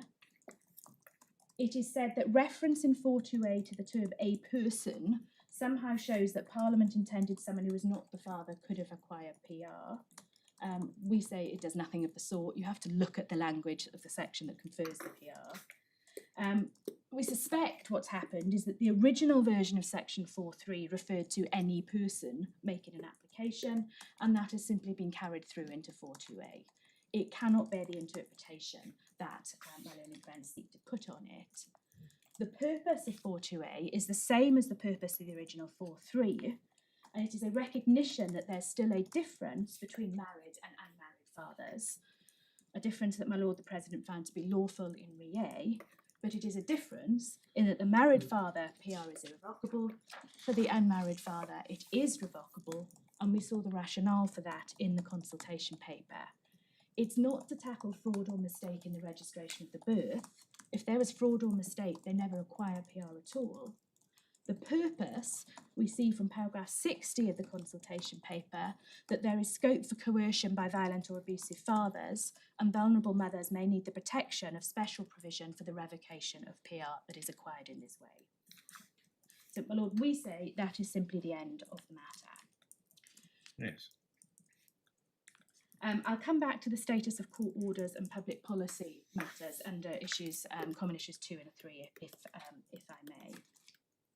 So, issue 2, does the declaration of non-parentage in respect of a father who's gained PR by being wrongly named on the birth certificate render his PR void ab initio so that no court order is required?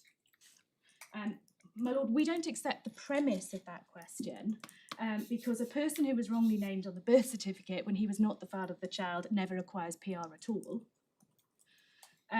Now, the discussion of void ab initio and voidable is a discussion that makes public lawyers everywhere break out in a cold sweat, not just because of the use of Latin, but also because of the concepts and the difficulties that can apply. But we can take this shortly. Your submission's well made made out in terms of being clear in the skeleton. You say just that there's nothing to be voided here. If it didn't happen, it didn't happen. Unlike a divorce order that might be thought to be void or voidable or some other order, this is the working out of the statute following the registration of the birth, and so there's nothing that the court needs to consider as to whether it is valid or not. It just simply didn't happen. It's a status conferred by Parliament. If the conditions for conferring it are never met, it's simply never conferred. Yeah. So void or voidable, it just doesn't. It's not a concept to which that can apply. Yes. My Lord, that's what we say about 4.1a and 4.1b. There is a slight tweak about 4.1c, but that is simply because it is a court order. And the Supreme Court has said, as part of the rule of law, to avoid essentially anarchy, people can't go around just saying we don't like that court order, we're going to pretend it never existed. All that Majera is saying is that if there is a court order that is made without jurisdiction, or a court order that might be said to be void or voidable, or whichever one of those terms applies, there needs to be a subsequent court order to set it aside. That's all that Majera is saying. And if we can just look at that, that's at 2360.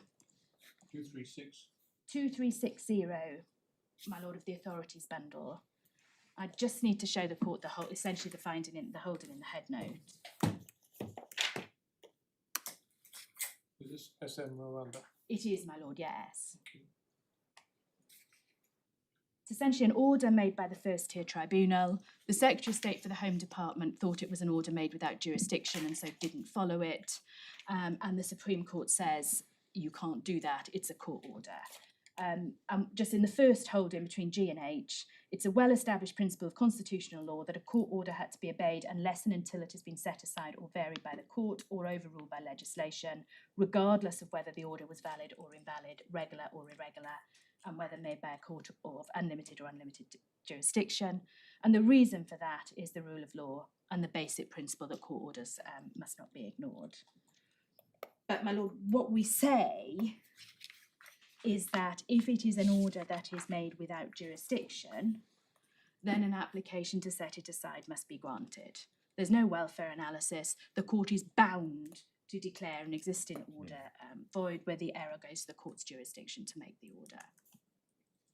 So, my lord, we don't say that the individual had PR because they were never the father of the child. So the prior condition was never satisfied.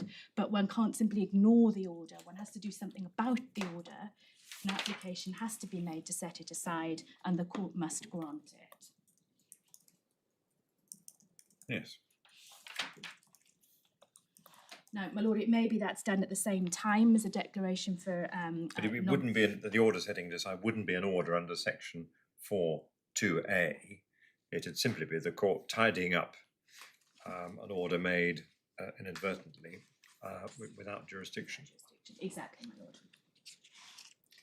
And in an ideal scenario, everything would be dealt with at the same time. So the declaration of non-parentage, setting aside this order, and importantly, putting in place what reunites call the protective legal scaffolding around the child to protect the existing relationship. And the Secretary of State, of course, recognises the importance of that and the importance of protecting the psychological parent's involvement in the child's life. Then issue 3 is the public policy implications of a decision that the father's PR is void ab initio. I come back to the submission I made at the outset about the need for caution here, that this is a question of statutory interpretation. The court needs to interpret the words used by Parliament, applying the principles I have outlined. If there are adverse public policy consequences of that interpretation, they require the public policy answer.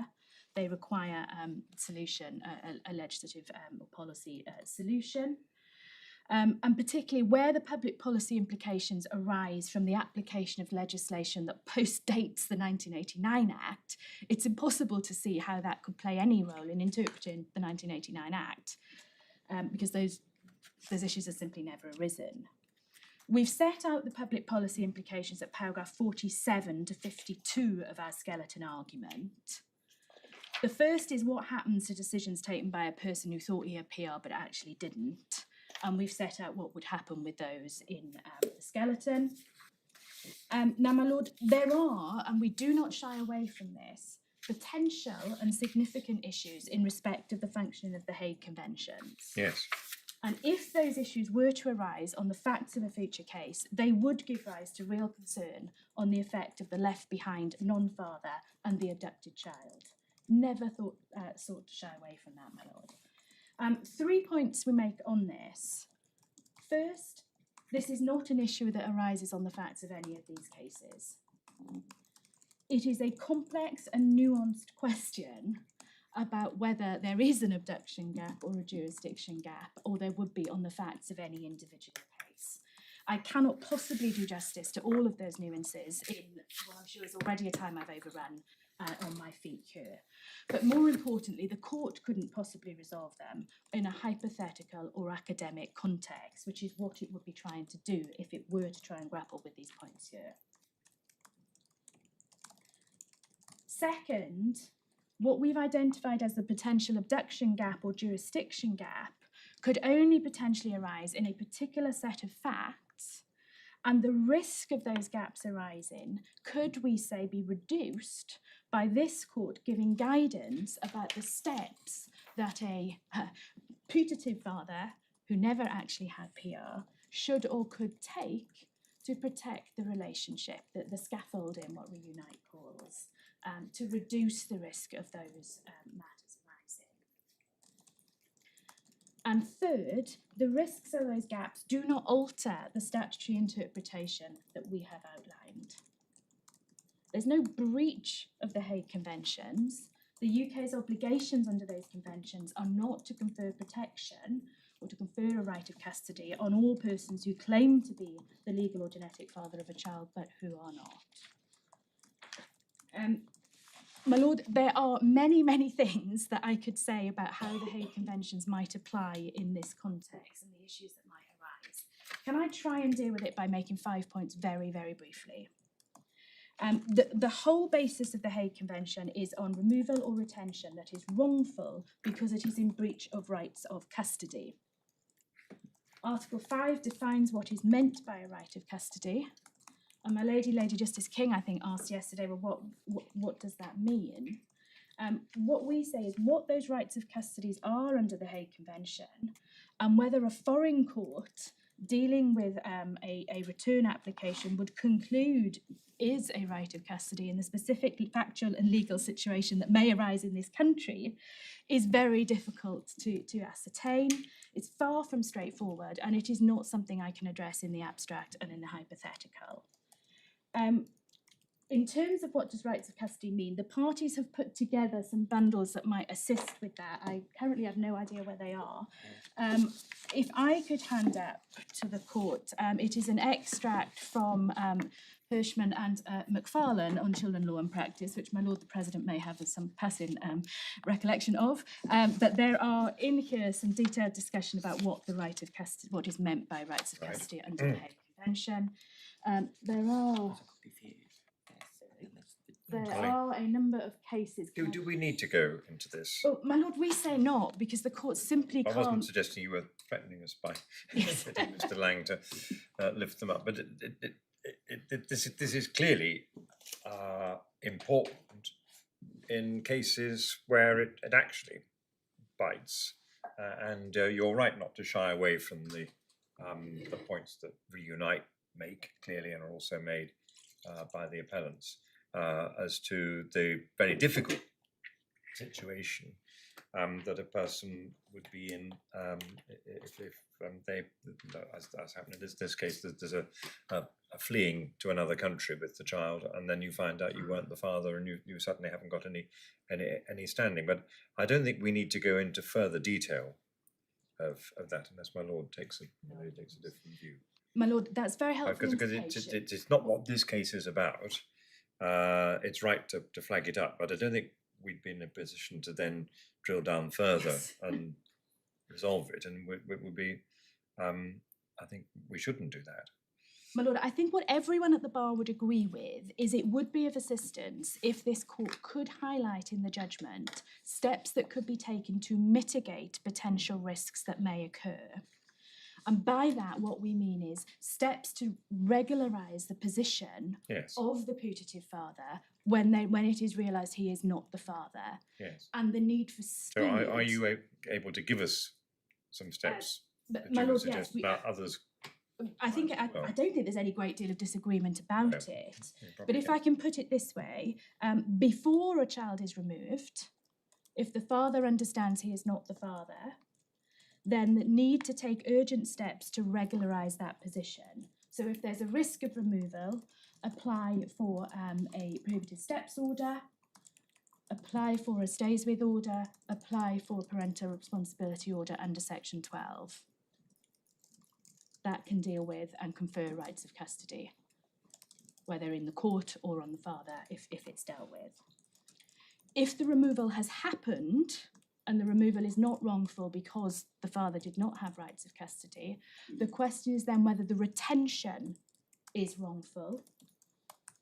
Lots of difficult and complex questions about that and what a court could do.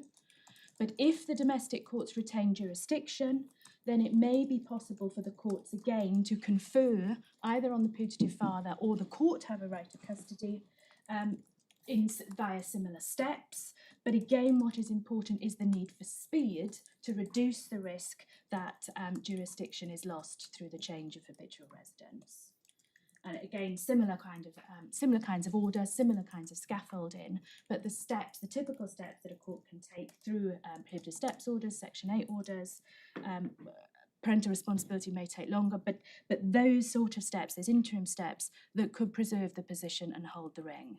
And I think it is common ground across the bar, someone will no doubt shout at me if it is not, that those are important steps that could and should be taken to reduce the potential risks that could arise, and that it would be very helpful if this court were to give some guidance in that regard.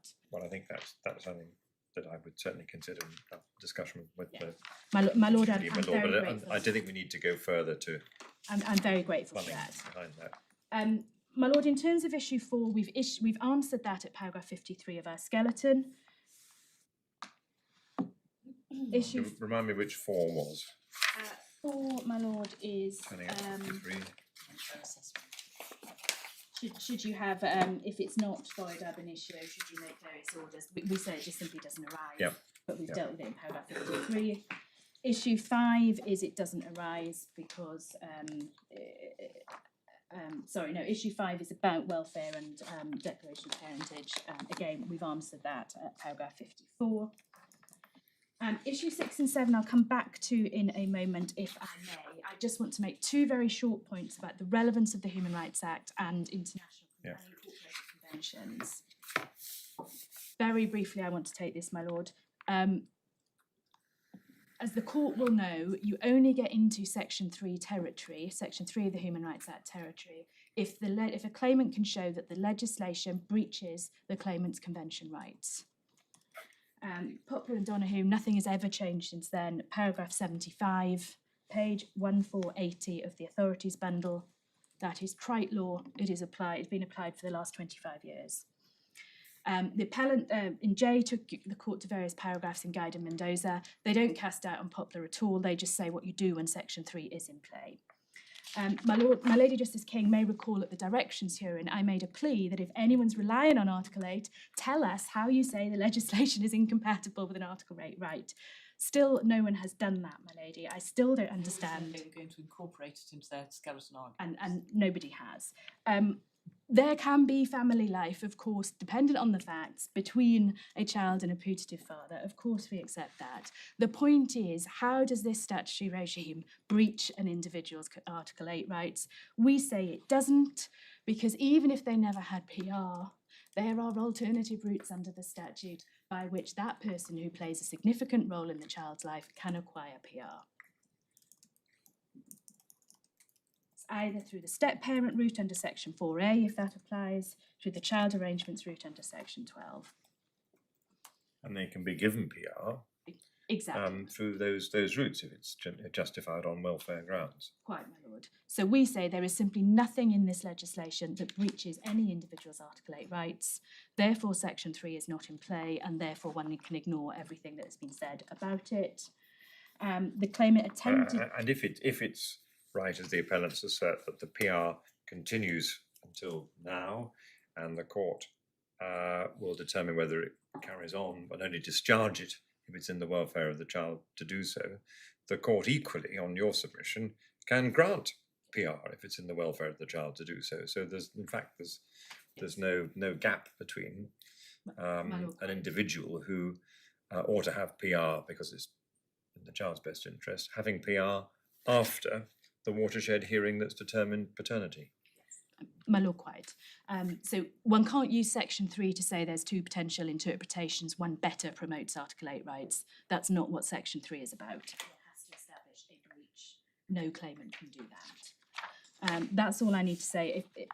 We say lots in our skeleton about what would apply if there were a formulated Article 8 case. It just doesn't arise. And then finally, very briefly on unincorporated international conventions, the ALC tries to rely on the UNCRC. The Supreme Court has said that is impermissible. SC and Secretary of State for Work and Pensions. That's the only point I make on that. We don't disagree with the ALC about Have we got that in the bundle? My lord, in the 4,500 pages, I'm not sure we do, but if the court needs it, I can. If you could give me if you could email the reference. We can provide. It's a very long judgment, but there's a section that deals with unincorporated treaties. My lord, so coming back to issue 6 and 7, the points the Registrar General would want to make, I can either deal with that very briefly now, or I can have literally 5 minutes once the parties have actually... I think it would make more sense to us, says he, assuming, once we've heard the arguments of the appellants, because there may be points about the registration and other matters Yes, that arise. My lord, I'm grateful. Then unless anyone, no one has anything, so those are our submissions, my lord. Yep. Thank you, Ms Clements. Thank you. Now, Mr Bow, your turn. Yes, thank you. My lords, my lady, we appear on behalf of the respondent in the first appeal, Re J. I think we're conscious of the fact that the court yesterday made the observation that the skeleton arguments are thorough and also that you would like us to avoid repetition. And so in those circumstances, I think that I can make four very short points, if I may, just taking the court to the key parts of our document and addressing some of the points made by the appellants. The first point that I would make is that our case is set out at page 87, paragraph 5, in relation to the 4 key areas on the common law issues appendix that we were asked to address. I don't intend to go through them simply because, having now heard the oral submissions on behalf of the Secretary of State and also having read their document, our case is on all fours with the submissions that they have made to you, particularly in relation to the issue of statutory interpretation.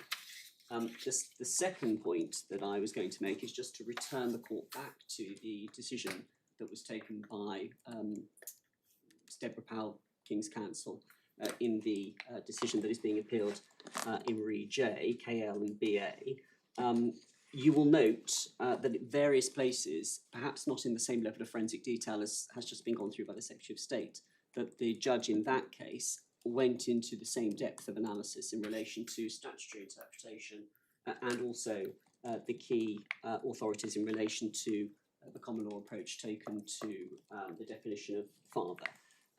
We say, having now listened to the submissions made on behalf not only of the appellant in Re J but also in Re M, that there is nothing that they have said that substantially or in any way dislodges the analysis that was adopted by the court in that decision, and that therefore the very careful approach that was taken by the judge is the right one and that the correct decision was made.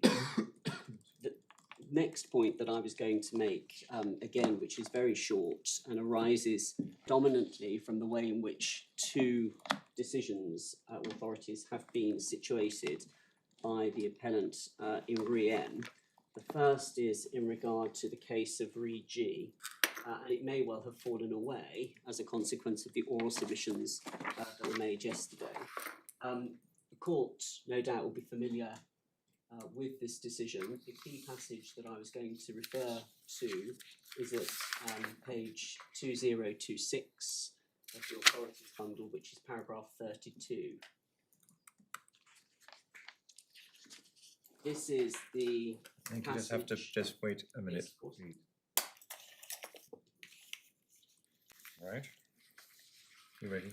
The reason I'm referring to that passage is because in the appellant's argument at paragraph 1, at page 154, Re-G is used to support the submission that the interpretation of the word father can be effectively flexible to fit the circumstances of the time. It's quite clear at paragraph 32 that in that case, Baroness Hale made the point that there is a difference between a natural and a legal parent, and obviously the submission that we make is that the proper interpretation of section 4 is that a child's legal father is their genetic father. I think yesterday the point was made that actually there isn't a submission made by... Right, you just need to, Mr. Boat, just to slow down. So paragraph 32, where in 32 do you say? The third sentence, there is a difference between natural and legal parents. Yeah. In that decision, the court then goes on at paragraph 33 to list the 3 ways in which a person can become a natural parent of a child. That is the passage which is referred to and I think relied upon in Re M to talk about the value of a social and psychological parent to a child. Yeah. We just make the point that the bit that's missing from the analysis in Re M is the fact that there is a distinction between a natural and legal parent, and that's relevant to the interpretation of the definition of father in the Act.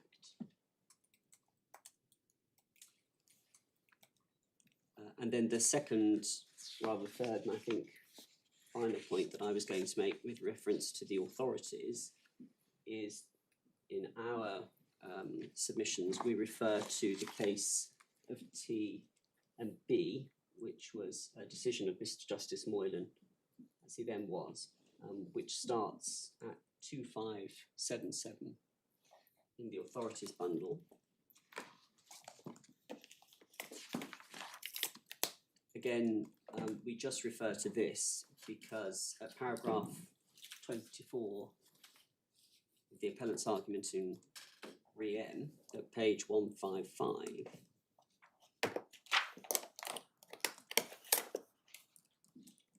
the appellant makes the observation that in that case there was an acknowledgement that the definition of parent can have a different context, a welfare informed context. So which paragraph are we looking at? That appears, it's paragraph 60, that's 60. 60 Jess, which is at 2593. No, sorry, no, that's not the skeleton. That's the bone. Sorry, that's the skeleton argument. It's at paragraph 24. This is when Justice Moylan is referring back to G, paragraphs 32, 33 Yes. G.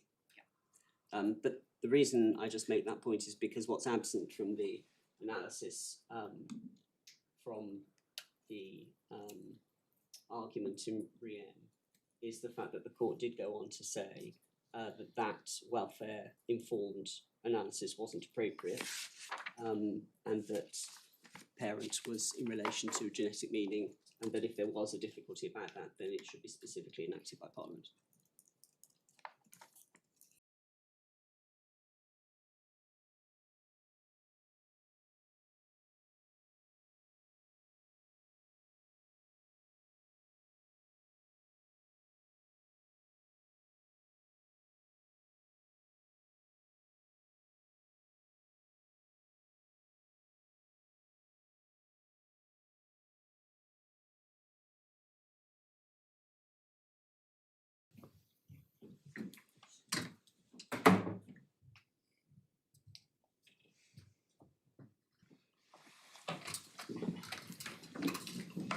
Like every new season of Doctor Who, the barristers just sort of regenerate in front of me.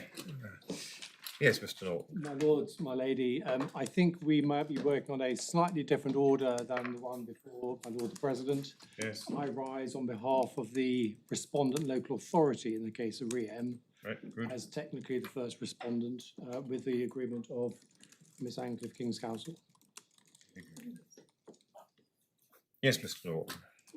My lord, my lady, as we identified in our written submissions, there is a considerable overlap and consensus amongst the respondents to the various appeals. And I rise simply to say 2 or 3 matters.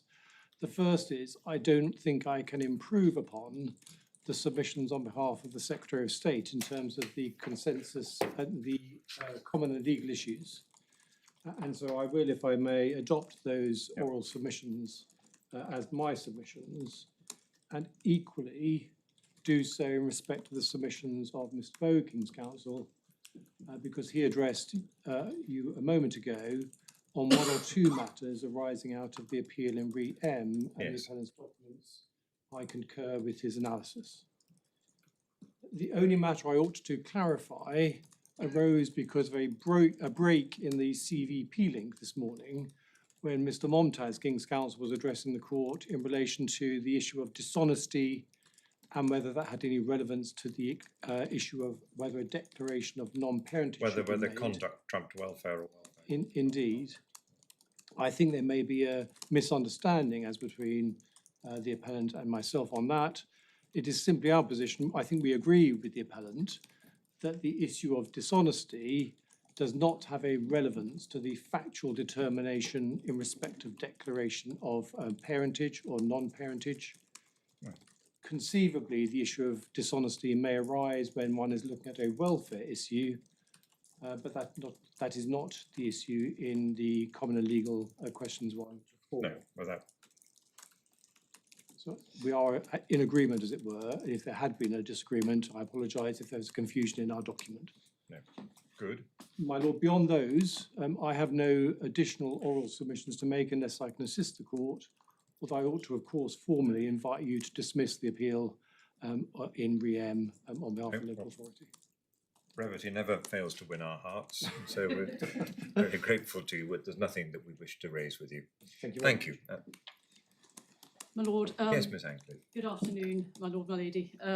In a similar vein, and for the reasons outlined, I recommend Mr. Norton case, King's Counsel, May I also... So you're for the mother in Riem. Yes, the second respondent mother. May I also just outline, I appear pro bono along with Mr Horwood, Mr Taylor and Ms Starmer. Yes. And my lord, I indicate that because of the work that's been put in to present the case with their assistance. No, and I think that other parties are also appearing pro bono in Indeed. some of the other cases, and I intended to say at the end, but I'll say it now, that the degree of endeavour that has been applied to this case by everybody is absolutely plain on the paperwork, and we have benefited from that, and the fact that submissions are being taken relatively shortly now is the fruit of all that earlier work. Most grateful to hear that, my lord. I'm sure all that appear in And that. this is an important case, and it's in the best and the finest traditions of the bar that those who've appeared pro bono have accepted their role in it and are undertaking it a significant amount of work without being paid. Thank you, Lord. My Lord, moving on, if I may, that insofar as the submissions that have been made, the Lord has, my lady, has our document at 183 to 194 of the core bundle, and we respond in turn to all of the questions that have been posed there. I propose to add nothing orally unless I can assist, save to say, if I may, that we adopt all of the submissions that have been made by the Secretary of State for Justice, and we're most grateful to her for the manner in which she has very clearly amplified the position in relation to all of the matters. We say that that will assist the court no end in reaching its conclusions. We support the local authority in our case, Riem, in the invitation to dismiss the appeal. Yes. And my lord has the judgment in our particular case of Her Honour Judge Tucker, sitting as a Section 9 judge in our matter, and applying all of the aspects that my lord has heard of in evidence in submissions over the course of yesterday and today. We say that my lord, my lady can be satisfied that Her Honour Judge Tucker applied the law correctly, and her analysis is fortified by all of the submissions that have been made and can be entirely relied upon. So, my lord, unless I can assist, I don't propose saying anything else. So I'm just looking ahead, and the timetable that certainly we had a few days ago envisages the welfare issues in your case being dealt with separately. Is that still the plan? Well, my lord, we're available for that to be dealt with separately. So just we need probably Mr. Momtaz to consider this, and maybe that he comes in after the next adjournment, and we'll listen to what council invite us to do. But if we were clearly of the view that your submissions are correct, and the Secretary of State's submissions are correct, the welfare issues wouldn't arise. But it may be that council would wish us to engage with them in any event, lest the matter goes yet higher up the appellate system. Well, we're in Mr. Mumtaz's hands to that extent in terms of our case. Lord has, from all of the respondents, and indeed Mr. Mumtaz, the arguments that are before you in written form. Indeed, I think it's ultimately a matter on the for facts of appellate. your case, and I say this just obviously without having heard Mr. Momtaz on it, but on the facts of your case, the decision that Judge Tucker took on this, he said, if I'm wrong, then was this, is easily understood, if I can put it. Yes, a very cautious approach, if I may say so, and I think she covered all potential outcomes in her judgment on the parental responsibility issue. Yes. So I think Mr. Momtaz needs to consider the position, and I'm obviously very happy to hear from him. But it seems, in any event, that if we do hear the welfare submissions in your case, they will not take a great deal of time because the ground's been laid. They will. Yes. No. Good. Anything else? No, no. Very grateful to you and all those behind you. Yes, Mr. Rowley. My lord, my lady, it's diminishing returns by now, and in terms of Doctor Who, possibly Colin Baker, but in serious terms, my lord, we for the child in Riem, like Miss Ancliffe and Mr. Norton, align ourselves with the Secretary of State's magisterial exposition with which we agree in its entirety. We've made purposefully brief submissions, recognising that the court would be receiving many in extenso on exactly the same topic. We've no wish to expand them, save to make this point, and it relates to that alluded to by my learned friend, the local authority, which is dishonesty and its interface with anything else. It doesn't have any role, any interface with the question of whether or not a declaration should be made. But it can't. It can't. Clearly, it could be if a welfare exercise was engaged in some form, either contrary to our primary submissions or in relation to an application to which section 1 subsection 3 applied. It clearly would, we say, be a factor which the court probably would take into consideration, because the family court as an emanation of the state probably can't do more than treat the making of a false declaration as a serious matter. I'm sure you're right, and the court would, in an overall welfare evaluation, if someone has been conspicuously dishonest, then that's part of the makeup. But in cases such as these, the dishonesty, in inverted commas, is easily understood. In the case of where it's obvious that the person isn't the father because there's been a sperm donor, but they want to believe that he is, and he wants to act in that way. That's a different sort of dishonesty from someone who's deliberately deceiving someone in order to gain an advantage over the other parent and acting in a way. So it's not something that would necessarily take the case one way or the other, just the fact that they've been dishonest in that. Forgive me. Often these are very sad sets of circumstances that lead people to bring about the conception of a child in well, we couldn't way demur. outside the ordinary way of family life. It is likely to be a factor, but it is not in any way, we're suggesting, likely to be a decisive or trump factor, and it may have effectively no ultimate weight for the reasons that my lord gives. Beyond that, and subject to turning my back, I don't know, maybe we assist you any further, or at all. Always of assistance, Mr. Rowley and Mr. Maynard. Yes, thank you. So are we running out of people now? Well, I think you have me, appellant for repeat, but there's none of the other parties in No, the I think repeat. it would be helpful for the issues in repeat, obviously, of a different nature. It would be helpful for the court to be constituted predominantly with repeat individuals, but we've obviously made a good deal of headway in the last. So where are we now? We haven't. Yes, we have got to you. Yes. So we need it's you, Mr. Bagchi, Miss McKenna, and Miss Baisley. Yes. And it's Miss Fottrell. Miss Fottrell's for the ALC. It may be Miss Kavanagh, in fact. It's Miss Kavanagh. Is present. Right. So what should we do? We could break for lunch now. That's probably sensible, isn't it? Rather, because it'll take 10 minutes to move everybody around. Is that, unless there's anything else anyone wants to do? Good. So it's now. That's a bit fast. It's 12:22 by my watch. So if we all go by our watches and our computers, or shall we sit at 1:30? Yeah. Good. Thank you very much. You arrived.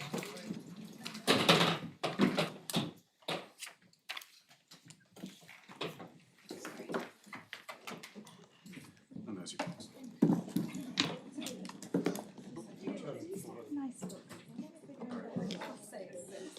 Well, They'd rather run out of fashion.